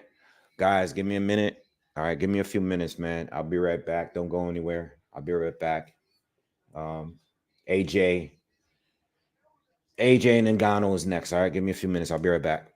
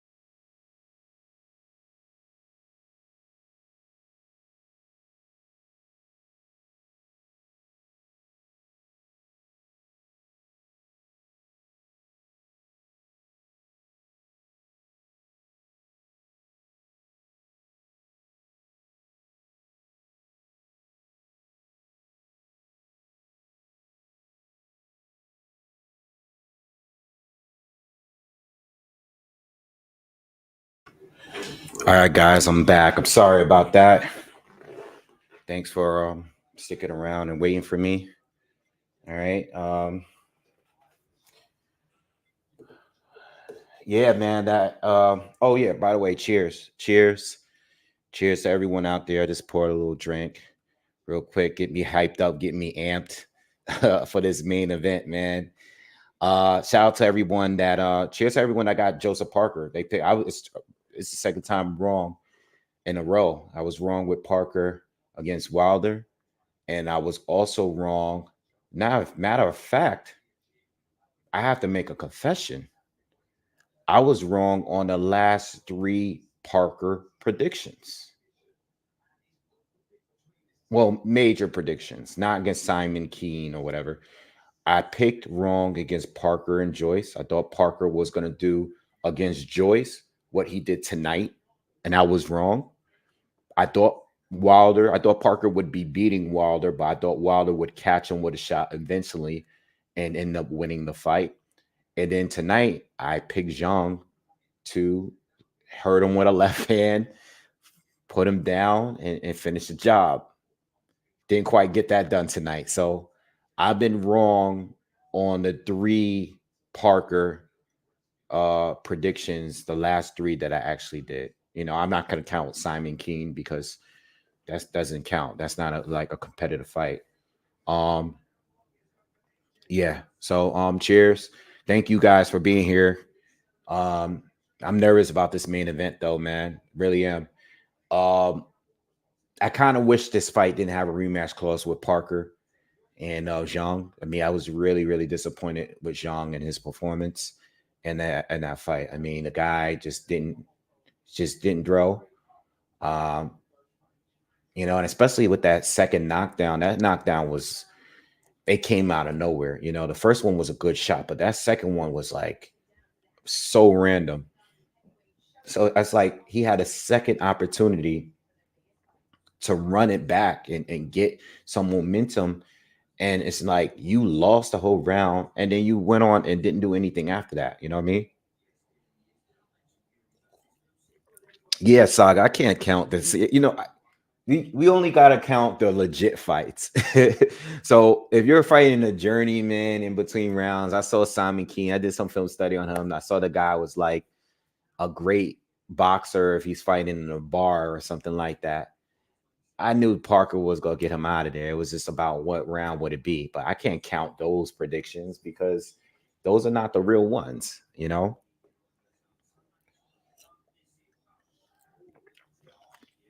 What's up, High New? Yeah. This goes to show, like I said earlier, the triangle theory doesn't really work. You know what I mean? It doesn't really work. It really always depends on the styles. And that's why the predictions, you can't always get them right because they're not going to make sense sometime. It's just not. If you use too much logic, it's just, I remember when this fight first was announced, right away, I thought like, okay, I think Parker could beat him because Parker, he has the speed, and all that stuff. Though all that stuff, like I saw tonight, but then I also thought like, okay, I could see Zhang putting pressure on Parker and walking him down and landing those straight lefts, right hooks, which he did. But the dude didn't have nothing else, like no volume at all. I mean, some of them rounds were sorry. Like, you know, Parker went down twice, but he went down twice in rounds that he was winning. You know, so we waiting for the main event to start. Uh, I don't know. I'm nervous, man. I'm nervous. As much as I like Francis, in any MMA fight, I would probably want him to win. No, I don't know. John Jones, I don't know if I would pick him to. I would probably root for John Jones to beat him. But since he's in boxing and AJ is my guy over here on this side, I'm rooting for AJ. So I'm nervous. I think AJ should win. I'm picking him to win. That was my prediction. Francis is so strong, man. You just never know. Like, I think what's gonna happen in the first round is that they're both gonna try to take command early. I think they're both. I think people are expecting AJ to kind of like play it safe. I think AJ might try to take command and dominate early. You know, and I think um Ngannou might have to take the step back and wait on a counter. You never know. But I'm interested to seeing how this fight starts. I don't think. I think the longer the fight goes, like if it does go past 5 rounds, it definitely plays an advantage for AJ. Because he knows how to fight. He's been there deeper and he has the experience. I think the fight is very, very dangerous for AJ in the first 3 rounds. I think that's where it's like the most dangerous. I think Francis, if he's able to hurt AJ early, in the first 3 or 4 rounds, or um, buzz him, and or knock him down early, he needs to jump on him. Don't let AJ recover like he did against Klitschko. He has to keep pushing. You know. But I think AJ is actually going to surprise everyone and come out on a front foot right away. They're going to meet in the center, but AJ is going to be coming forward and looking to counter. He's going to be looking to land the right. I think AJ wins because of the jab. Um, the right hand, he's on point. I actually don't think there's a good idea for Francis to fight as a southpaw here. I know he switched against Fury. He's probably going to do it at some point in this fight. I think AJ is better against southpaw. I always say that in my videos. I think AJ is better against. I think that whole narrative that was being pushed that he's not good against southpaws is bullshit. Usyk is a special type of southpaw. Everybody else that AJ fought that's a southpaw, easy money. Some of his easiest fights. Usyk is different because Usyk is moving and he's feinting, he's changing level, he's doing all this stuff with his lead hand. Is a totally different level. If you go southpaw and you're not nearly as good of an athlete as Usyk is, you're gonna have a problem with AJ, especially if you're standing right in front of him. You know what I mean? So I always say that AJ is better against southpaws. He's actually better in my opinion. And I think Francis going southpaw is a huge mistake, on his end, because that's where AJ shines at, in my opinion. He can see you clearly with that right hand. Um, Again, like I said earlier, if you guys wasn't here earlier, if AJ does lose the fight, again, I don't look at it as like you're not like you've been overrated all these years. No, AJ beat Klitschko. He's been beating Povetkin. He's beating all these guys over the years. You lose to this guy, that just means that Francis Ngannou should have been a boxer to begin with, and that's it.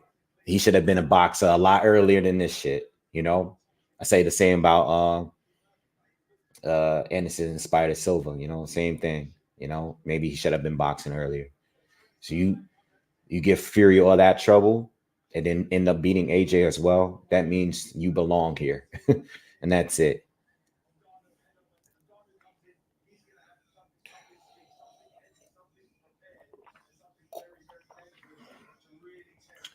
Yes, Mike. I don't know if he lost, but I think Chisora is the only fighter at heavyweight that gave Usyk a really good fight. I mean, Chisora did better than AJ, in my opinion, in both fights. I think Chisora being so aggressive was a problem for Usyk. It was. I know he didn't really hurt Usyk or knock him down, but the pressure was crazy. Chisora fought Usyk like he was a little man, unlike everybody else. You know what I mean? I think Chisora had the correct approach, but Chisora is a different kind of fighter. Again, styles make fights, and You know, there was times where Usyk did have his moments too because Chisora did get tired. But I think you know, I said this back then that Chisora had the best style for Usyk because AJ is not going to fight that way. AJ is just not that wrestler. Like AJ don't want to get hit. He doesn't like to get hit. With Chisora just bullying him, just walking up to him and winging shots around the body, even if they weren't clean. He was just hitting him in the arms, around the back, like you know, he's hitting him everywhere. It was like a fight. I think Weatherspoon was okay. He was okay. It's okay.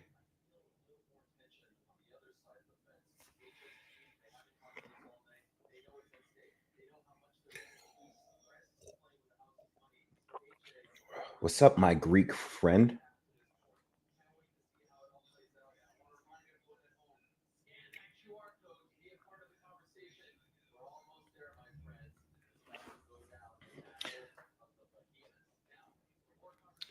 Who do you guys got? How many of you guys got?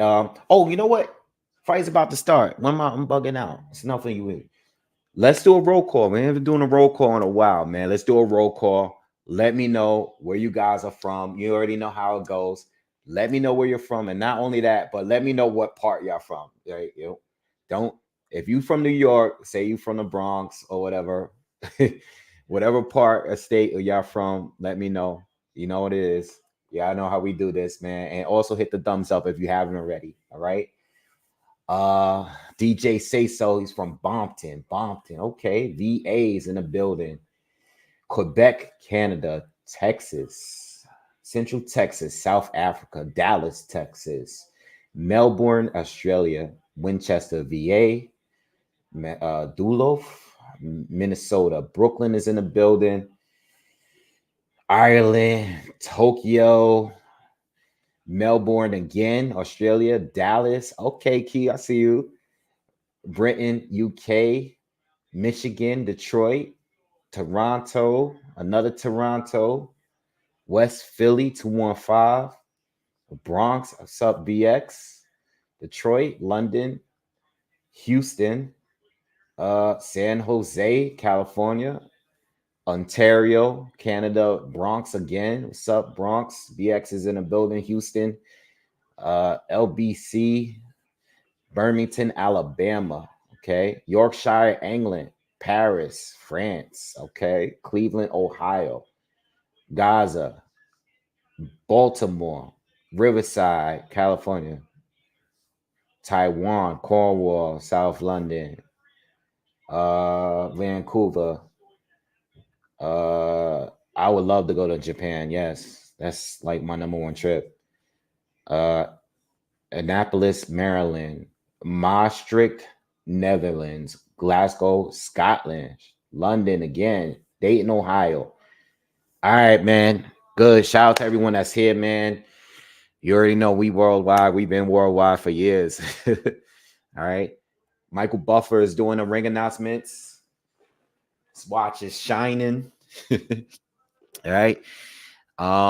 Again, rest in peace. Big rest in peace to Akira Toriyama. That's why I'm wearing a Dragon Ball hoodie, you know. Rest in peace to Akira. Francis Ngannou is doing his ring walk. He's coming out to Drake. JVK, thank you for donating to the channel. I appreciate that. All right. Michael Buffer is richer than Wade Mayweather. Yeah, he's probably wealthier than Floyd. Maybe not. I don't know. But I'm sure Michael Buffer is very, very wealthy. Whatever they say on the networks thing, those things are not even correct. Yes, Campish. What's up, my boy? What's good with you? Says worldwide. Talk that shit, Wave. You already know. All right, let's get it. Francis Ngannou, big man. Whew. I'm nervous for this one, man. My heart is about to jump out my chest. These are those fights that make me feel that way, man. By the way, I'm loving the themes to these fights, right? The themes that they have out there in Saudi Arabia. I like this whole Street Fighter video game theme. That the trailer for the fight here was great, where they was punching each other up in the sky, like on some Street Fighter, Mortal Kombat shit. That was dope. That was dope, man. I like I like what they doing with boxing right now, man. I mean, not this week. I don't like what they doing in boxing this week with all this Adrian Brona, Ryan Garcia mess going on. But outside of that, I like what they doing. All right. For instance, Ngannou is in the ring. AJ is about to walk out now. AJ's robe is cold. He got this white robe with these little big dots on it. It looks nice. Robe is fire. Yeah, I feel nervous, man. I feel like I'm about to fight. I don't even got no money on this fight. I don't got no money or nothing. I'm just nervous because I don't know how it's gonna go. you know. And then Francis, you know what it is with Francis, right? He surprised us in the last fight. What if he surprised us and do something else, or maybe looks way better? You know what I mean? Excuse me. Yeah, let's get these likes up, man. Listen. If you're here, let's get these likes up the last bit. Appreciate y'all for even being here. There's so many channels that's doing live. I remember once upon a time, I was getting easy 500 viewers, over 1,000 viewers. It's so many people on YouTube now, man. It's hard to get the crazy views, but I appreciate y'all for showing up here, because y'all could be. There's so many channels that do this live thing now. So I appreciate y'all for even coming here, because you could easily be any one of these other channels, and some of them are good channels. Like freaking Carl Froch is on YouTube doing lives. Like Carl Froch, you got fighters, you got Carl Froch, you got George Groves. These guys all got YouTube channels now. Daniel Cormier is on.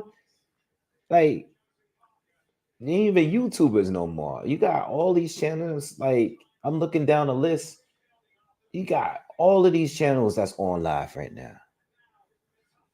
So I appreciate y'all for even being here. Real talk.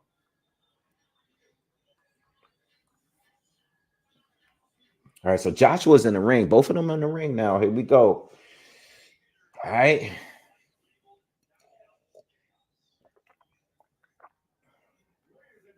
Thank you, Chris. I appreciate Soup. Everybody, Maker, all you guys. I appreciate all y'all for being here. Real talk. Because it's too many channels now. Like, and they be putting out content 2-3 videos a day. I can't even be on here. I don't have the time to be on here as much as I would love to. I tried my best to be on here as much as I can. So I appreciate y'all coming back. This dude, Showbiz the Dope, got 7.5K viewing. Jesus Christ. I think the most I ever been had live, I think a moment, that a peak on a live, I did 2K one time. I don't remember what fight. It might have been Fury Wilder 1 or Fury Wilder 2. I think one of them fights. But damn, this dude Showbiz got 7.5K viewers. It's crazy. It's crazy. It's crazy. That's OD. Oh my God. Oh, shout out to Showbiz.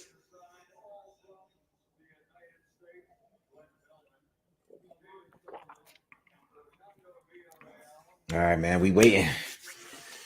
Whew. We waiting, man. I say this all the time when these fights that I get nervous on. Whoever wins, I just don't want it to be no embarrassing, especially when I like the both of the fighters. I don't want this to be no embarrassing knockout loss where a guy just gets totally obliterated. I don't want that to happen because it's gonna shake up the world. Like, let it be a little, let it be competitive. Like, if somebody gets knocked out today, let it be competitive. I don't want nobody to get completely obliterated when I like both of the fighters. Real talk. Like, I want AJ to win just because he's the boxer here, but I don't want nobody to get like embarrassed. Because, especially for AJ, if he gets knocked out, they're gonna talk crazy. They be like, yo, this dude's a bum. He was always a bum. I knew it. You know how boxing fans, you're as good as your last fight. They don't care who you beat. You are as good as the last fight. You feel me? Thank you, JVK. I appreciate it, man. Y'all the best fans, for real. I do think I have the best subscribers because I don't have much trolling. Like, I get some troll comments every now and then, but I don't get many of them. I think when people disagree, it's a thought out like response. And I always said that about this channel. I don't have a bunch of little kids on here just talking crazy on the internet because they can. You know what I mean? Because it's safe to do it. You know what I mean? I think you guys are the best because y'all really give like classy comments. I know we have fun. We talk crazy. Sometimes we have fun. But I think you guys are like legit, That all right, so they touching gloves now. Woo! Ooh, nervous. Oh man, Assad, thank you for donating, man. I appreciate that. Thank you. I appreciate you, bro. All right, man. Here we go, y'all. I think AJ's gonna come out fast. Let's see what happens. Let's go. I'm nervous. Let's go. All right, round one. All right, AJ comes out. Ready, jabs to the body. Damn, Ngannou's a big dude, yo. I never seen AJ in there with a dude that, he's shorter, but another jab to the body for AJ. Francis is already trying to counter his jab with the left hook.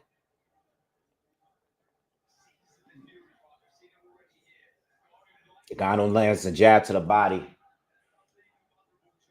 A lot of feints from AJ. A lot of feints from both.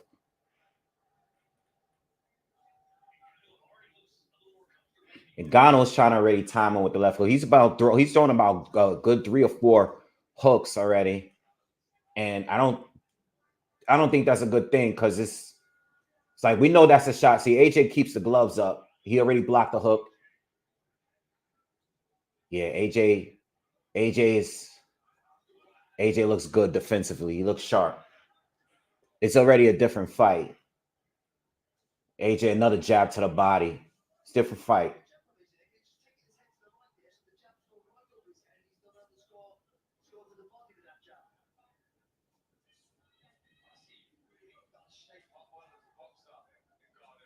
Keep the pace. AJ needs to keep the pace high here, like the way he's doing.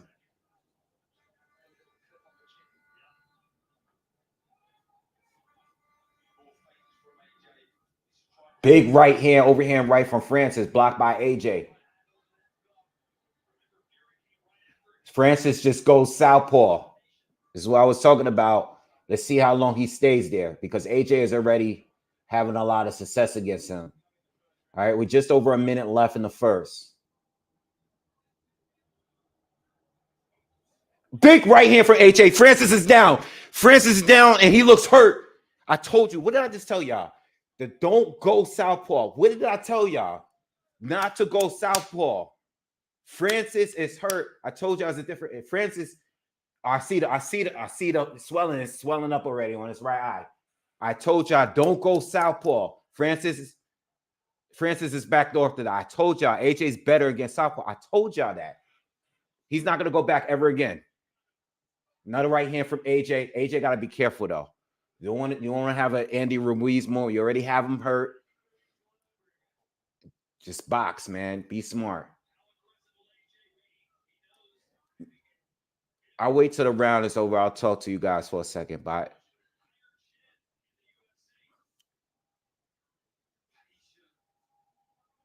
All right. We coming to a closing here.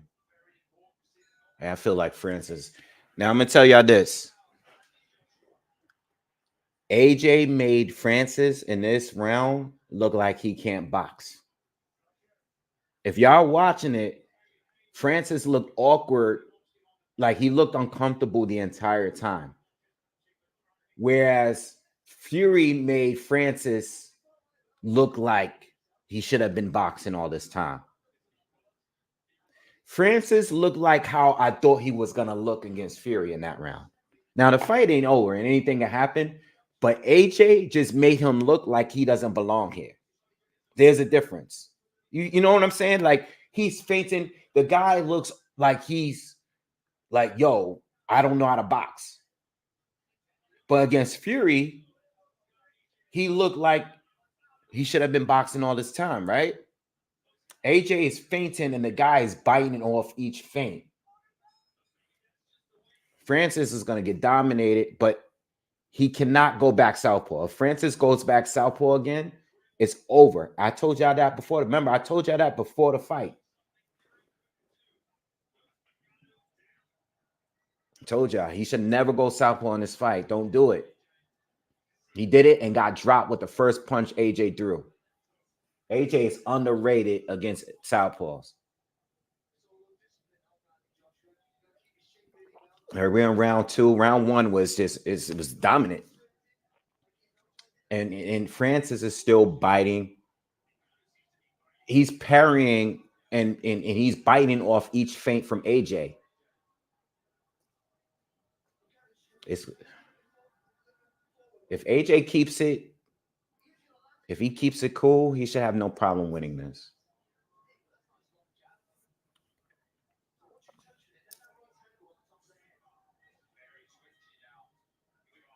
I know Tyson Fury sitting there. He's pissed off. He's biting off every feint. AJ caught him with a clean right hand over his jab. As long as AJ, you know what AJ will lose in the fight? As long as he don't have an Andy Ruiz moment where he's winning and he's forcing a knockout. Remember that. Remember when AJ came over to America and fought Ruiz, I was there. Remember, this was only just a couple of weeks after Wilder knocked out Brazil in the first round.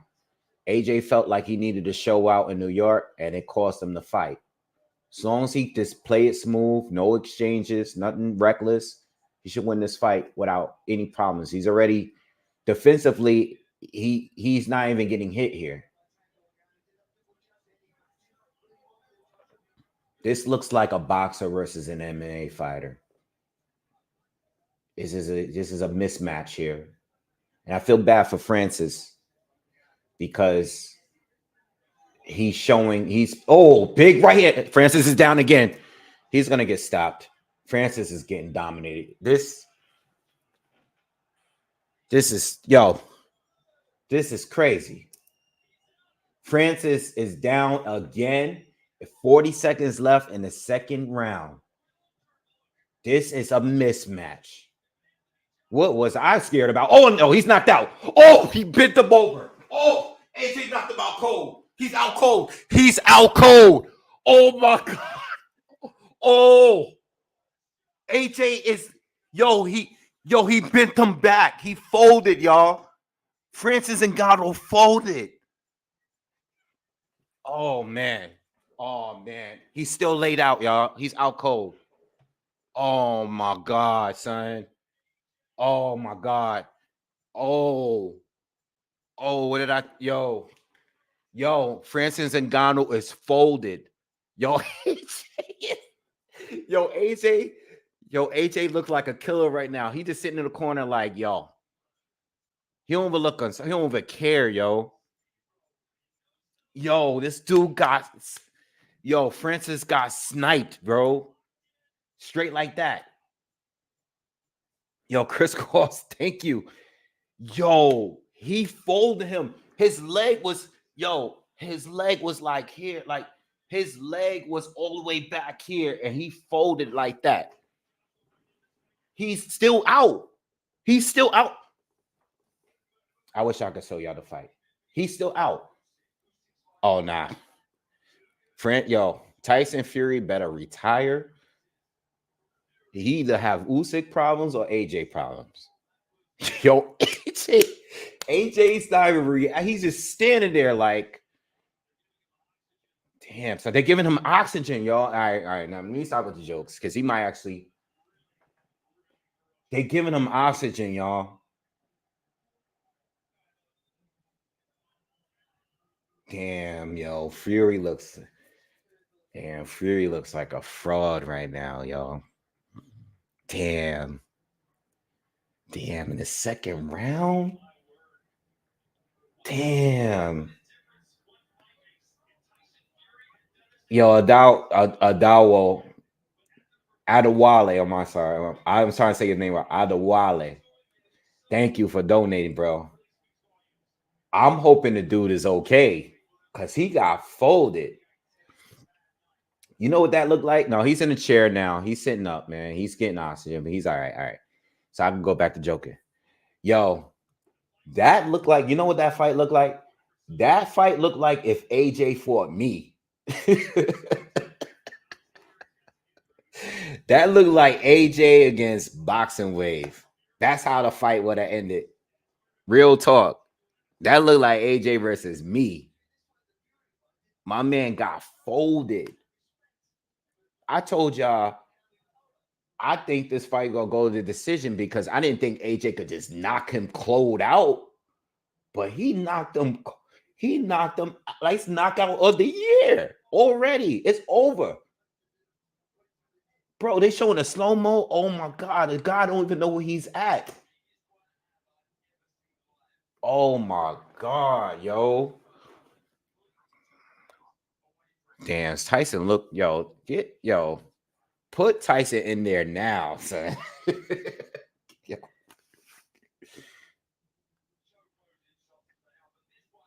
Yo, I'm starting to think now, taking nothing away from AJ. I'm starting to think now that this Ben Davison thing, like this is more than the AJ of old. Like I don't know what Ben Davison did.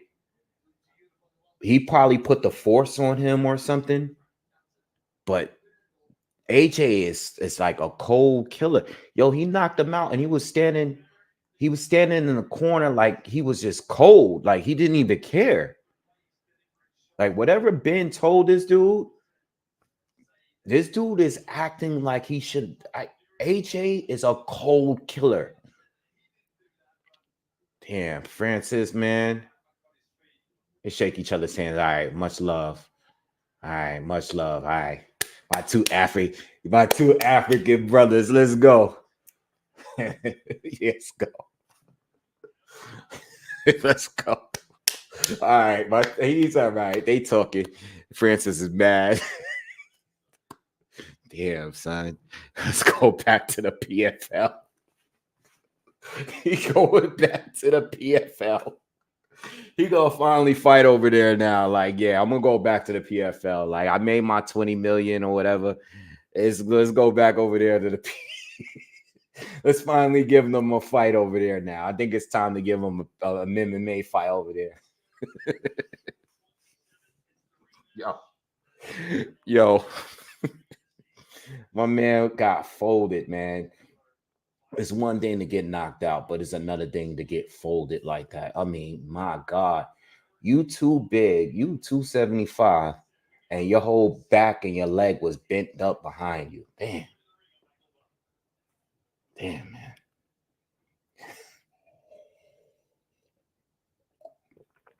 All right, we got to hear these post-fight interviews because I got to hear what these guys got to say.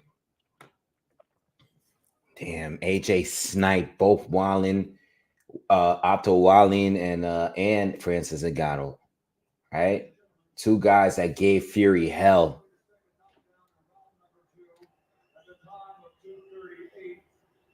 Damn.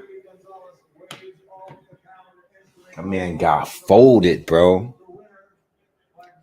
How you 275 and get folded?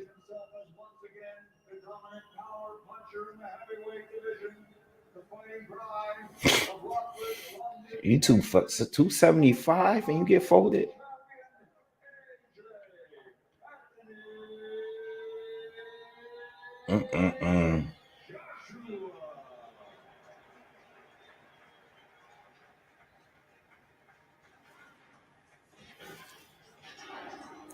Yo, y'all seen the Dragon Ball movie when Piccolo turned orange and he punched the dude so hard that he was just laid out? That's what it looked like. He punched him so hard he almost went through the canvas, like he almost went through the mat. It didn't even look like it looked like a anime. He punched him so hard, you would have think that Francis was tied up in a chair when he punched him. That's how hard he went down. His whole back just went like this.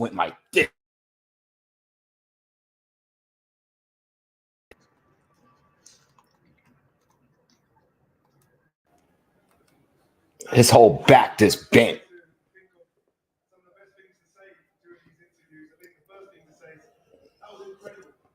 Absolutely incredible performance. And that is the biggest right hand I think I've ever seen live in a boxing. Yeah, Ade. Shout out to Ade. Ade said that's the biggest right hand I ever seen. AJ said it is what it is.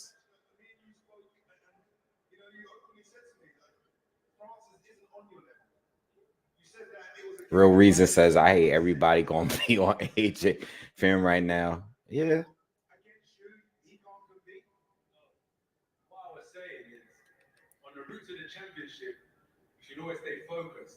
And this was me stepping aside from that mission. I thought it was something for the broadcast. Damn, yo. Get behind, but it's just about entertainment. But when I saw the fight with him and Tyson Fury, I was like, damn, this guy can fight. So I said, I need a piece of that. Listen, some Sugar Passion, I feel you. But I don't think anybody thought he was gonna get folded like that, y'all. He tried to go southpaw and got dropped by the first punch. Yeah, AJ is a cold killer, man. The worst part about it is the way he looked after the knockout. Like he was just like unbothered.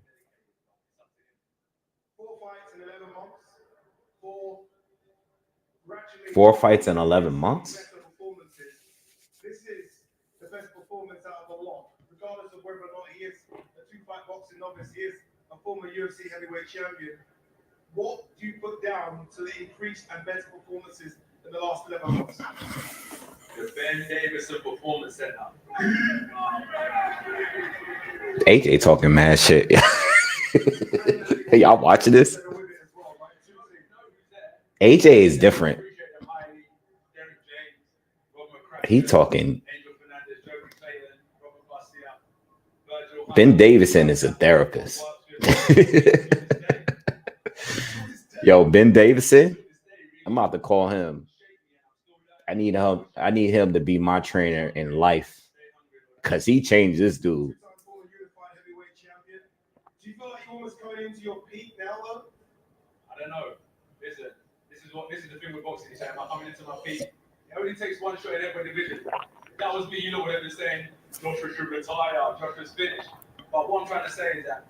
Yeah, Ben Davison is officially the therapist. If I ever meet that dude, I'm gonna shake his hand and be like, yo, I'm gonna ask him if I need therapy, bro. Like, whatever you did to AJ, I need what you did to him. Philly said the knockout is on number 1 on Twitter, right? Dude, that knockout was crazy, bro. Like, that is not AJ, bro. You're now back on that journey, yes? Match and boxing, of course, 258 management. You think AJ was hacked? My future, man. I'm just here to fight. I'm gonna go back to my cage, lock myself away, and then I'm gonna be let out when it's time to fight again. So whatever they want me to do, I'm down for whatever. No, AJ had to be cloned. That's what it was. AJ was cloned. That's not AJ. I never seen AJ like that. Not even prime AJ, not even undefeated AJ. That's a different AJ.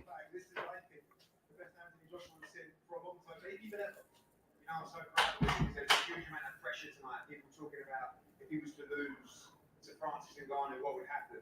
He rolled the dice because his excellence. He said, if we win this fight, we will fight the winner of Fury against Usyk. My man Greg said, nappy head AJ is dangerous. Nah, he ain't even nappy, bro. He got half straight, half S curl in his head right now. Because if he put the gel in his head, the S curl is gonna activate. He got. That's not nappy headed AJ. You wrong. That's S curl AJ. S curl AJ is different. He's different. You can't beat AJ when he got the S curls in his head. Wait till he get home. When he leave here, because he didn't even got a scratch in the face. Wait till he leave. Wait till he go back to his dressing room. He gonna put the S curl and he's gonna do the post fight interview. His shit's gonna be gloss and rush.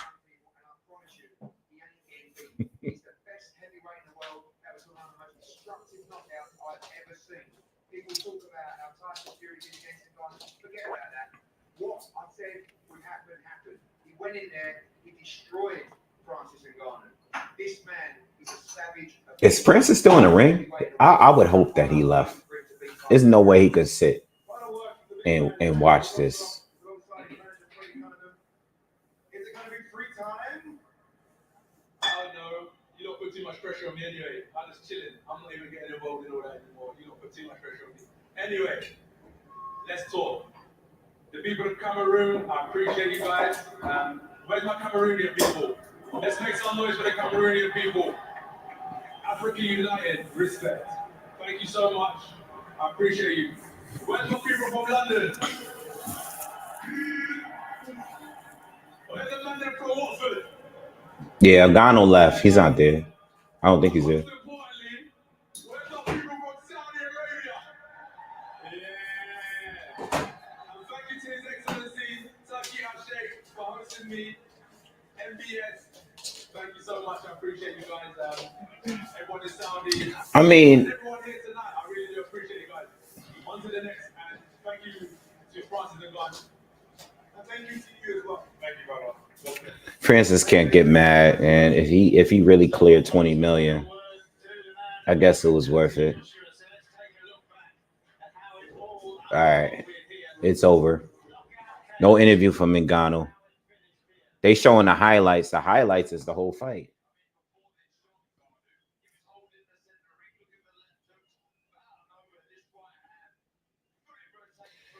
PW, that's what I'm saying, bro.